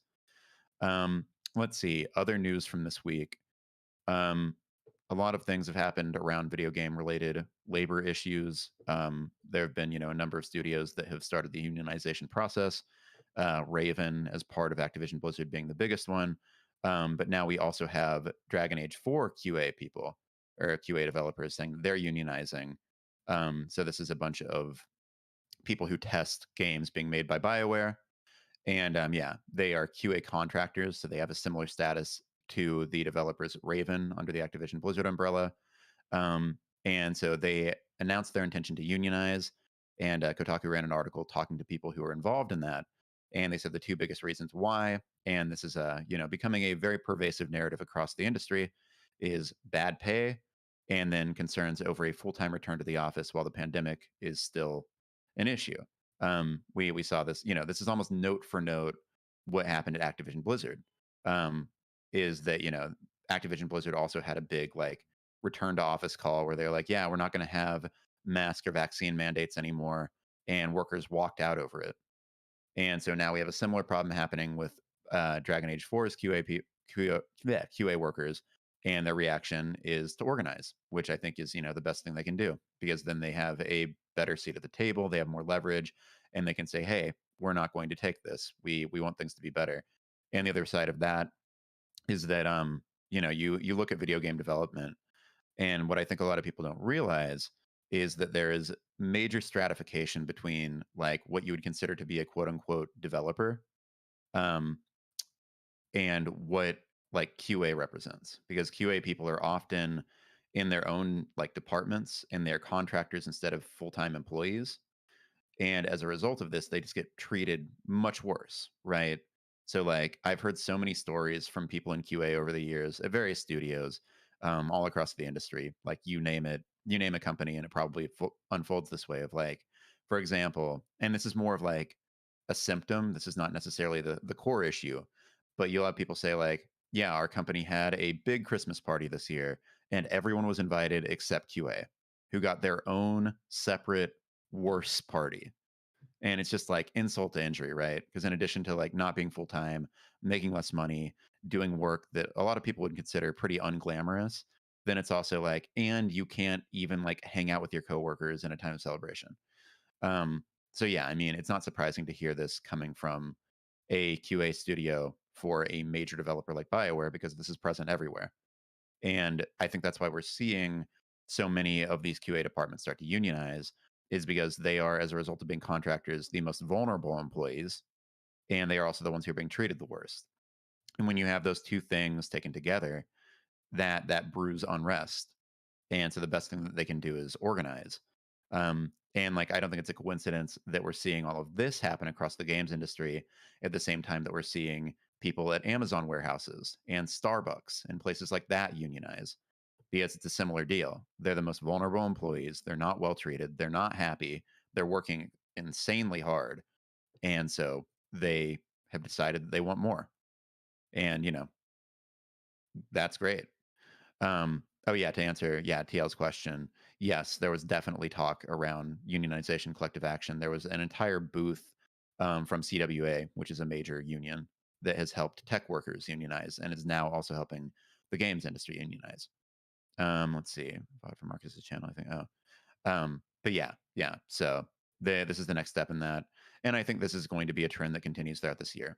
Already, we've also heard about like, and this got shut down apparently, but efforts even within Nintendo. Like there was a worker who filed an NLRB complaint last week over Nintendo apparently surveilling unionization discussions, efforts, things like that. Again, within Nintendo of America's QA department. So same department, same issues. I think that this is just every couple weeks, every couple months, we're going to hear about a new one. That will be the story of this year.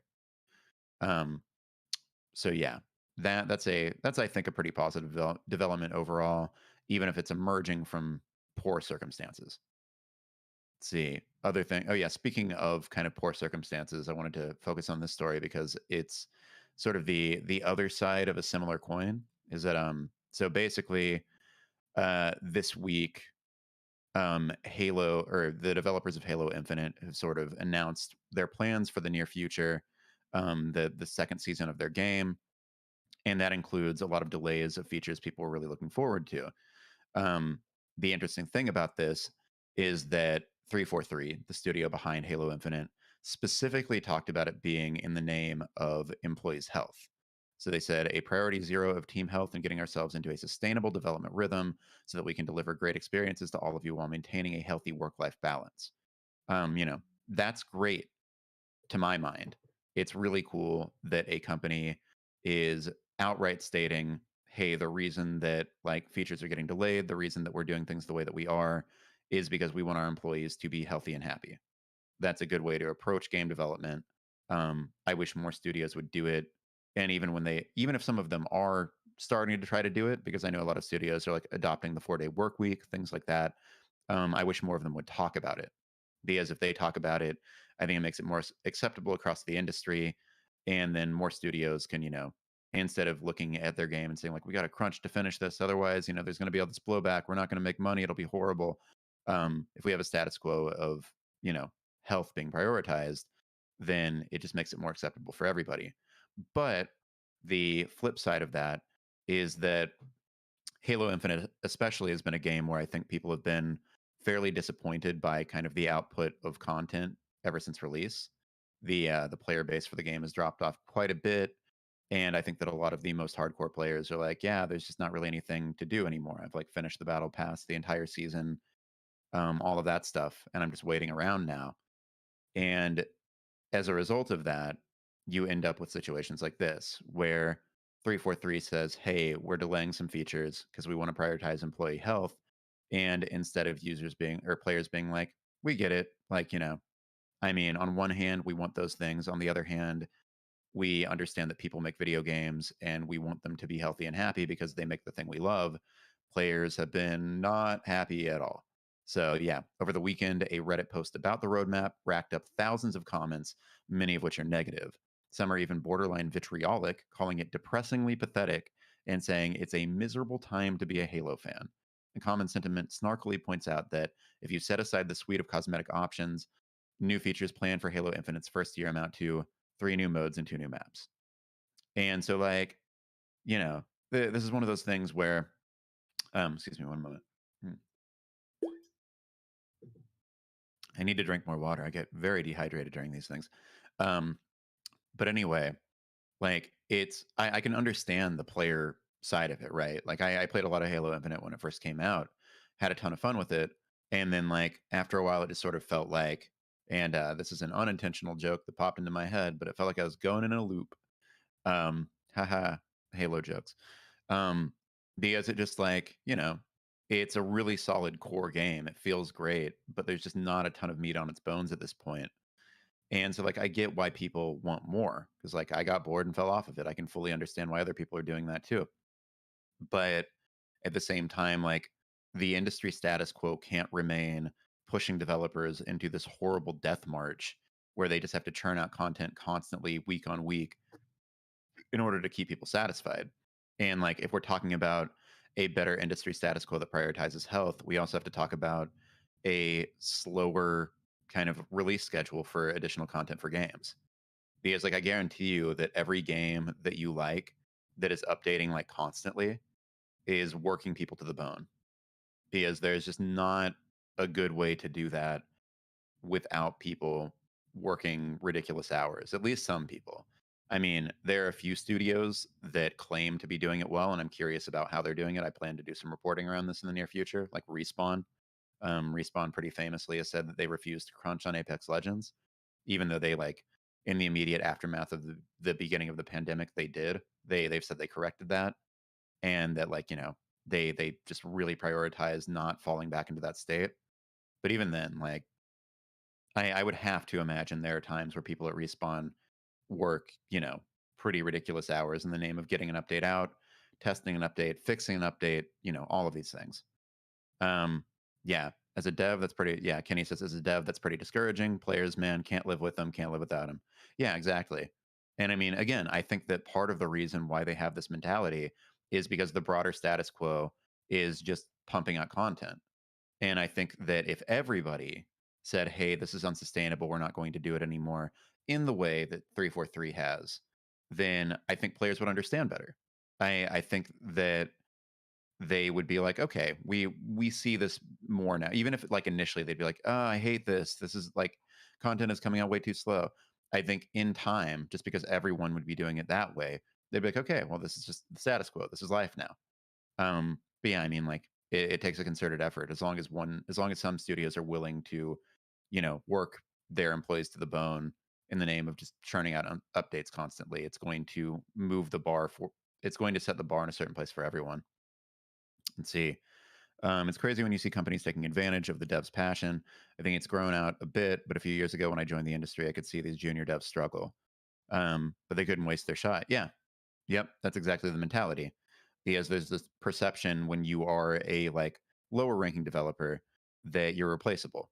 That there's so many people who want to get into this industry because so many people love video games and want to make them.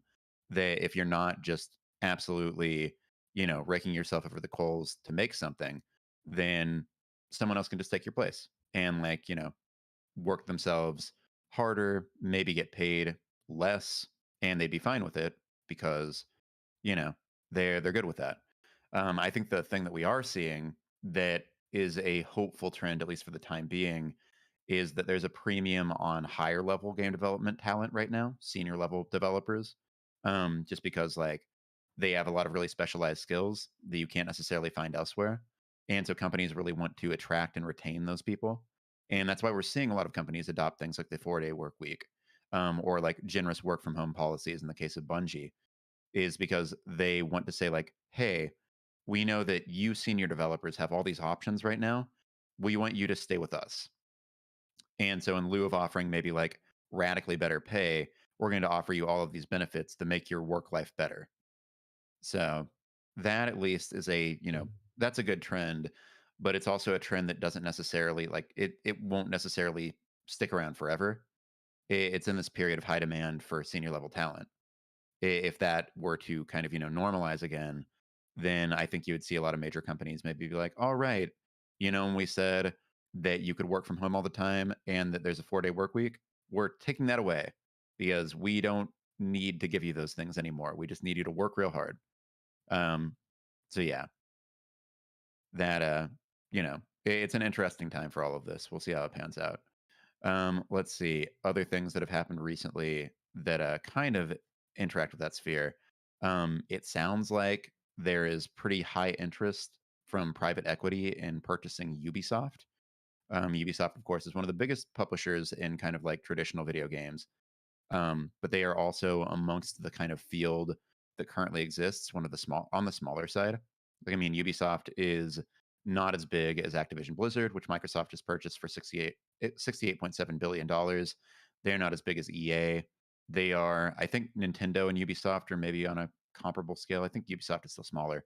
Um, yeah, so like they make sense as a purchase for any of these major equity firms or other companies, and that of course has a massive knock-on effect on everything for their workers. That's why I say it's similar, because like if you get purchased by a new company, then there are bound to be changes.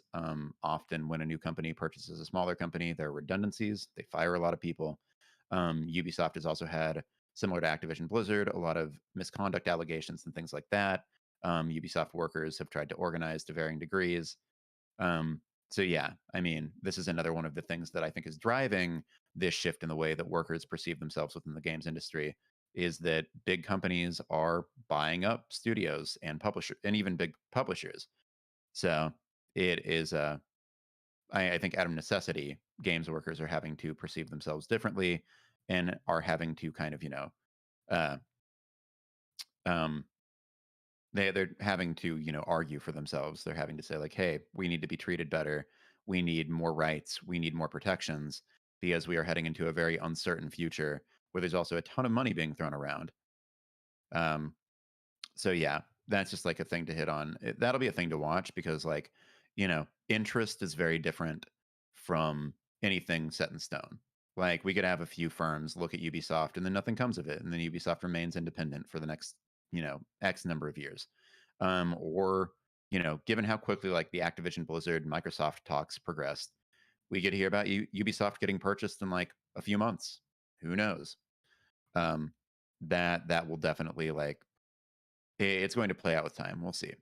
Let's see. Speaking of Nintendo and like it also sort of being in the same arena, um, this is a smaller news hit, but it's so the Super Mario Brothers movie, which I know everyone has been, all fans of Chris Pratt have been looking forward to, um, is has been delayed until next year. So it'll be out on April 28th, 2023. It's funny to me because like I don't know why they had Miyamoto allegedly do this tweet. Like this is such a weird way to announce a movie delay. So, I mean, as far as I know, Miyamoto's not that directly involved in the movie. I think maybe he's like a producer or something like that. Um, but yeah, so the tweet is, "This is Miyamoto. Cool, good, thank you. After consulting with Chris Pratt, my partner at Illumination on the Super Mario Brothers film, we decided to move the global release date to spring 2023 in Japan and North America. My deepest apologies, but I promise it will be worth the wait," which of course immediately gave rise to this meme, because there's the classic Miyamoto quote about a delayed game being bad. So a delayed movie is bad. Bad. They took this one and turned it into nonsense, but you get the idea. A delayed movie is bad forever is basically the idea. Um, so yeah, I mean that seems good to me. This is Miyamoto, Sprinkler Publishing. Yeah, yeah. It's I'm my suspicion is it's not Miyamoto. But in any case, I don't know. I'm really curious to see how this movie is going to turn out. Like, I have to imagine it'll be better than the, like 1990s Super Mario Brothers movie, but it's also just like such a weird series of choices. Like the fact that Chris Pratt is Mario at all is just bizarre. And like, I don't know. I feel like maybe this could just be, typical production issues, pandemic, all of that.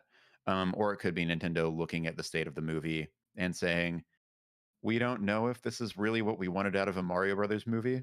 Like, let's revamp it. Let's, work to get it right. It could be either. Um, but yeah, I'm curious to see what form this thing eventually takes because it's just like it seems like a very interesting approach to a Mario Brothers movie. Um, but I mean, it also has a good chance of success. Like for example, um, the Sonic 2, which came out a handful of weeks ago, is now the highest grossing video game movie of all time. So there's a demand for these things, and a lot of studios, a lot of companies, a lot of Hollywood is getting involved in various video game related movie projects. So we're only going to see more of these, and we're only going to see more and more A-list talent attached to them. Um, so yeah, I think that you know this will definitely be a litmus test for what we can expect out of like high budget video game movies going forward. Let's see, another kind of miscellaneous story that to me absolutely rules is I I'm not sure if any of y'all saw this floating around on Twitter this week. But yeah, the headline pretty much does it all. Alleged Russian sting operation uncovers The Sims 3 alongside guns and a grenade. And so you might be wondering, how did this happen? Why, amongst the contraband that a Russian assassination plot had, why was there also a copy of The Sims 3? Yeah. So, like, yeah, the short version is Monday morning, Russian President Vladimir Putin, who's been up to no good lately, to put it lightly, announced an assassination attempt targeting Russian journalists had been foiled. In a sting operation, the FSB, Russia's domestic security service, had arrested the would-be neo-Nazi assassins. He said, which I mean, also take some of this with a grain of salt because right now, Putin's kind of propaganda around his invasion of Ukraine is that he's trying to denazify the Ukraine, which is if you even examine that a little bit, it's nonsense. That is not his actual motivation, and the portion of Ukraine that is, Nazi in any particular way is vanishingly small. I mean, the country has a Jewish president. Um, but yeah, so take that part with a grain of salt. In any case, among the arsenal apparently seized by the FSB, and this is the part that like at least leads me to believe that some of this is real because it's too weird to be fake. Were Molotov cocktails, a grenade, several pistols, and a sawed-off shotgun, as well as Nazi paraphernalia, a green wig, and copies of 3 expansion packs to the video game The Sims 3. So the the belief here is that somebody was told to be, yeah, so, like, the sting operation came into question, right? The veracity of it. I genuinely believe this is a dumb SFB officer being told to get 3 SIMs, like SIM cards for a phone. But instead, they misinterpreted and bought copies of The Sims 3, which, I mean, like, incredible. Absolutely incredible mistake. Like, of all the ways you could misinterpret, get some SIM cards for phones, that is the funniest. Like, there is no way this could be better. Let's see. Video footage also showed SFB officers thumbing through a book dedicated to the reader with the phrase signature legible, scrawled at the bottom in Russian, raising further concerns about the sting's credibility. One Russian journalist on Twitter pointed out, however, that signature illegible was the authentic call sign of an online right wing figure. Still, he tweeted, it of course doesn't make the whole story convincing. So, yeah, the seems like the general belief is that this is a made up assassination attempt on the part of the Russian government, and they really botched it in this particular way, which just fantastic. And maybe now as a result of this, Putin will become a big Sims 3 fan, and he'll be like, you know what, I don't really want to invade Ukraine anymore. I love the Sims. I love all my little small friends. We can only hope. Yeah, it's posted on WaPo. It must be real. Yeah, that's what Vladimir Putin was hoping for. He was like, if this makes it onto Launcher, the video game section of the Washington Post, then my plan will have succeeded. So yeah, that's a funny one. Let's see. I'm going to only touch on this one briefly, even though it's one of the far and away the biggest stories of the week. Um, but it's something that I think probably most of you have heard talked to death already. Um, Elon Musk is buying Twitter, it seems. And so, like, this is more a tech story than a game story, but it obviously impacts video games people in that a lot of people in video games use Twitter, whether they make games or cover games or, stream on Twitch or what have you. Everyone uses Twitter to promote their stuff. And so the question then becomes, what is Twitter going to look like in the wake of a Elon Musk takeover? And I think a lot of people view it as a potential return to an earlier version of Twitter that was a little bit more laissez faire in terms of content moderation, in terms of what was allowed on the platform, what people could say and get away with without facing punishment, a ban, a suspension, removal of their content, what have you. And so a lot of people look at this and say, okay, well, that could potentially mean more harassment on the platform, more bad actors on the platform, a generally more inhospitable community. And as a result, excuse me, you have knock-on effects that are impacting video game developers and video game related platforms. One of those impacts is that it seems like there has been an increase in interest in Discord, which of course makes sense because Discord is already another thriving social platform. And so if you want to stay in touch with your friends, you know, instead of tweeting all the time, you might just say, I'm just going to join some Discords that my friends are a part of and just spend my time there. So let's see. Many folks online, yeah, were upset by the buyout. Some saying news would motivate them to ditch the bird's nest for good. Um, yeah, in the wake of Musk's purchase, conversation on the app turned to where people flying the coop might go. And one name that was floated as a viable alternative more than any other was Discord. And yeah, it's very interesting, right? Because Discord for a long time was just a niche thing for gamers. But I think especially as a result of the pandemic, it has grown exponentially into a platform that a lot of people use for as one of their main sources of communication.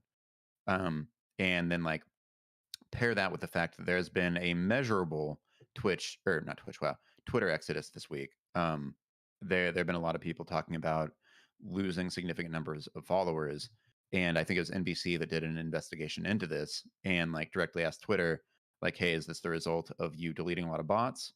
And Twitter was like, "No, this is an organic shift. People, real people, not bots, have just left the platform because they don't want to be on an Elon Musk owned platform because they don't like the implications of him owning the platform and what he might do to it."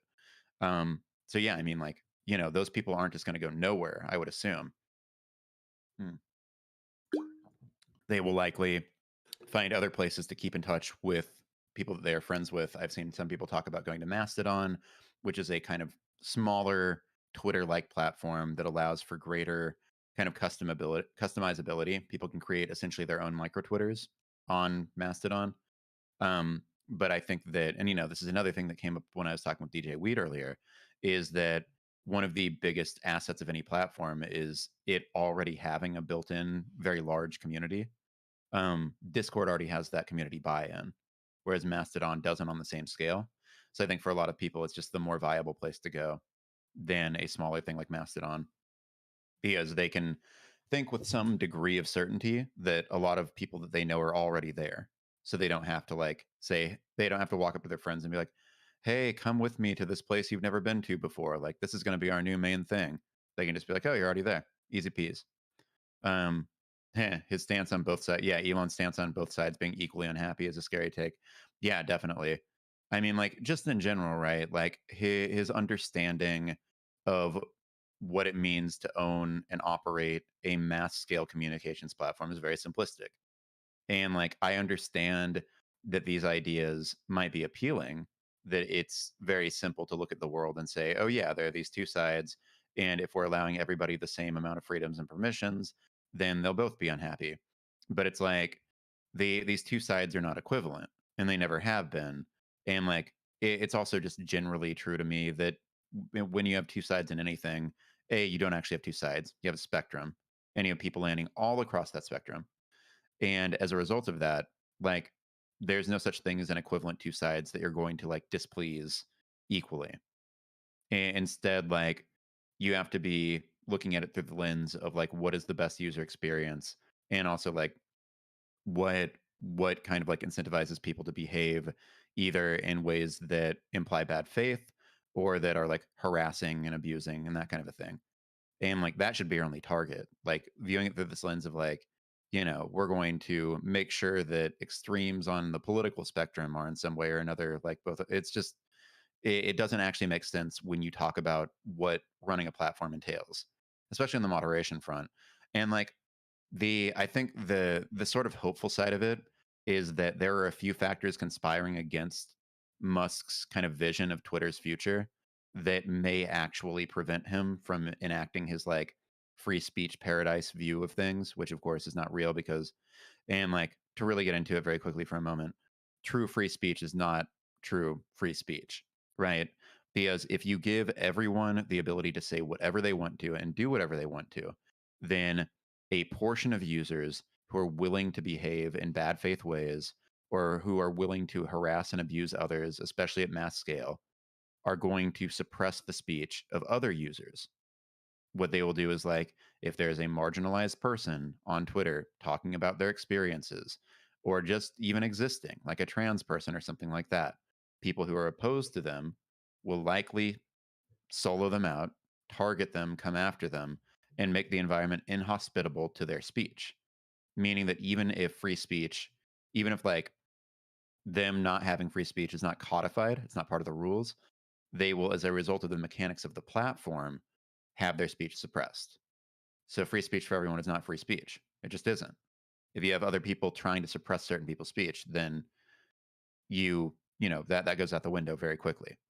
Um, let's see, someone put it very well on Twitter. If you only dedicate to landing in the middle, it intrinsically rewards those who are willing to act the most egregiously. Exactly. And then as a result of that, you can't actually claim to be running a platform that enables free speech because those people rule the platform. Um, but the reasons why this may hopefully can't actually come to pass are there are a few. So one of them is that already like there are laws in place in various countries that don't allow you to not moderate your platform in some capacity. The European Union has a lot of laws around this. And so if Twitter were to fully just like go totally moderation free, they would definitely face legislation within the European Union, hearings, things like that, possibly just like being banned outright. And Twitter can't afford that. Um, let's see. Similarly, the other side of it is that Twitter ultimately operates on an ads business. And a lot of companies involved in distributing ads don't want their ads to be run alongside, for example, Nazi paraphernalia, and other like really egregious, I mean, the bigger one in this case would be like child porn. Most companies would be like, nope, we are yanking our ads from your website if there is a reliable chance that it will be alongside child porn and things of those nature. So that makes the business pretty fundamentally unviable at that point. And like even Elon Musk, who I think has demonstrated a willingness in the past to tank his own businesses if it means like he gets to, look like a funny meme man. Um, I think even he would look at that and say, no, that's not worth it because my business is ruined. I spent billions of dollars to acquire this and it's fully busted now from a monetary standpoint. So I mean, I think that like the bigger impact of all of this in the long run is that Twitter probably looks pretty similar to how it has for a while.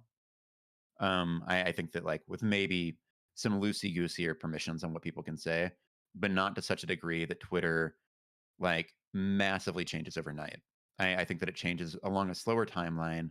And I think that you ultimately do see more bad actors, more people being abusive, harassing other users. But I don't think it's going to be like, you know, Elon steps into the office and then everything's on fire. Because I think that like despite how much he wants to change things, there are limits on what he can actually do. Which, has kind of always been what has happened to him and his grandiose plans is he's like, I'm going to do this and that with my companies. And people are like, actually, you can't. That's illegal. Um, so, you know, we'll see. But I think that the prognosis, to me at least, is a little bit less grim than maybe some people were suggesting. Does anyone know when it's going to finally happen, the acquisition? I mean, I'm not certain on that. I've also seen like there's this one article. By the way, I want to debunk something really fast. There's this one article that's been floating around from Reuters that's like, um, basically it claims in a kind of reporterly tone that it's looking like Elon Musk might not actually go through with his purchase after all. That article is nonsense. So it's not a reported article. That headline has been getting a lot of play on Twitter of all places because, excuse me, people want it to be true, but it's a bunch of speculation from somebody just writing from their position is like it's fully an editorial. And they're like, well, if you look at like the stock prices right now, it seems like Wall Street isn't certain it's going to happen. And like, in the past, Elon Musk is like said he's going to do things X, Y, and Z, and then he didn't actually do them. And it's like that's not really a credulous argument to make. Yeah, oh, it's wild. It is such a weird piece. Um, yeah, I don't know how it happened, but it's been circulating on Twitter a lot because people believe it's a reported piece because it looks like one. Um, and yeah, it's just like one of these things where it misses the point of why Elon Musk does half the stuff he does. It's not because of like his great business sense. He does it for like attention and publicity. He in fact frequently flaunts good business sense, or not flaunts. He frequently does not follow what would be considered conventionally good business sense, especially like on Twitter and things like that. And what he says, I mean, he's tanked Tesla's stock price like multiple times by just saying stuff. That's always been his game. So to make the argument of like, I don't know, things aren't looking great on Wall Street. Maybe he's going to back out. It's like, no, that's not how he tends to operate. Um, yeah. So in any case, that's where things are at on that end. Moving on from that, it's time to wind down for the day. This has been an extra long stream, and I think that my coworkers probably want me to go do other stuff now. Here, wait, let's see. Oh yeah, it's been a very long stream, and I think that also apologies to John, our video producer, who is dying right now. Um, and I am the cause of his death. I'm gonna wind things down now. Thank you to everybody who joined in. The note I want to end things on is this nightmare that I found. So somebody took the intro to the original Half-Life and then made a mod where it replaces all of the voice acting with the TikTok text to speech voice. And yeah, it's just it's a marvel. It's beautiful.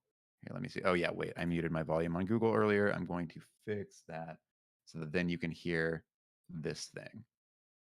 The time is 8:47 a.m. Current topside temperature is 93 degrees with an estimated high of 105. The Black Mesa compound is maintained at a pleasant 68 degrees at all times. The voice almost works for this part because this part is already like just kind of, a like administrative voice talking to you. Let's see. Let's get to Not yet submitted your identity. Black Mesa compound, no smoking. Eating or drinking are permitted within the Black Mesa transit system. Yeah. Please keep your limbs inside the train at all times. Do not attempt to open the doors until the train has come to a complete halt at the station platform. In the event of an emergency, passengers are to remain seated and await further instruction. If it is necessary to exit the train, disabled personnel should be evacuated first. Please stay away from electrified rails and proceed to an emergency station until assistance so I'm very arrives. excited for the full version of this mod. I'm really excited to hear people go, Gordon, in that robo voice. But yeah, so anyway, this has been Washington Post Story Mode. Thank you everybody who joined me this week. It was a great stream. It was a really long one. It was really cool having djWHEAT on. It was really cool having all of you in chat, being super cool. Just in general, a great time. And we do this every Thursday at 4 p.m. ET. It would be awesome to have a bunch of you come back next week. Every week, the format of the show is roughly this. We break down the biggest stories of the week. We also oftentimes have a Friday stream at 4 p.m. as well. It's a gameplay stream. I'm not sure if we're doing it tomorrow. I always forget to ask. But in any case, tune in for that. Like, subscribe, push whatever button you want to, ring the bell. I don't know. Anyway, I will see all of you, most of you, some of you next week. Until then, later.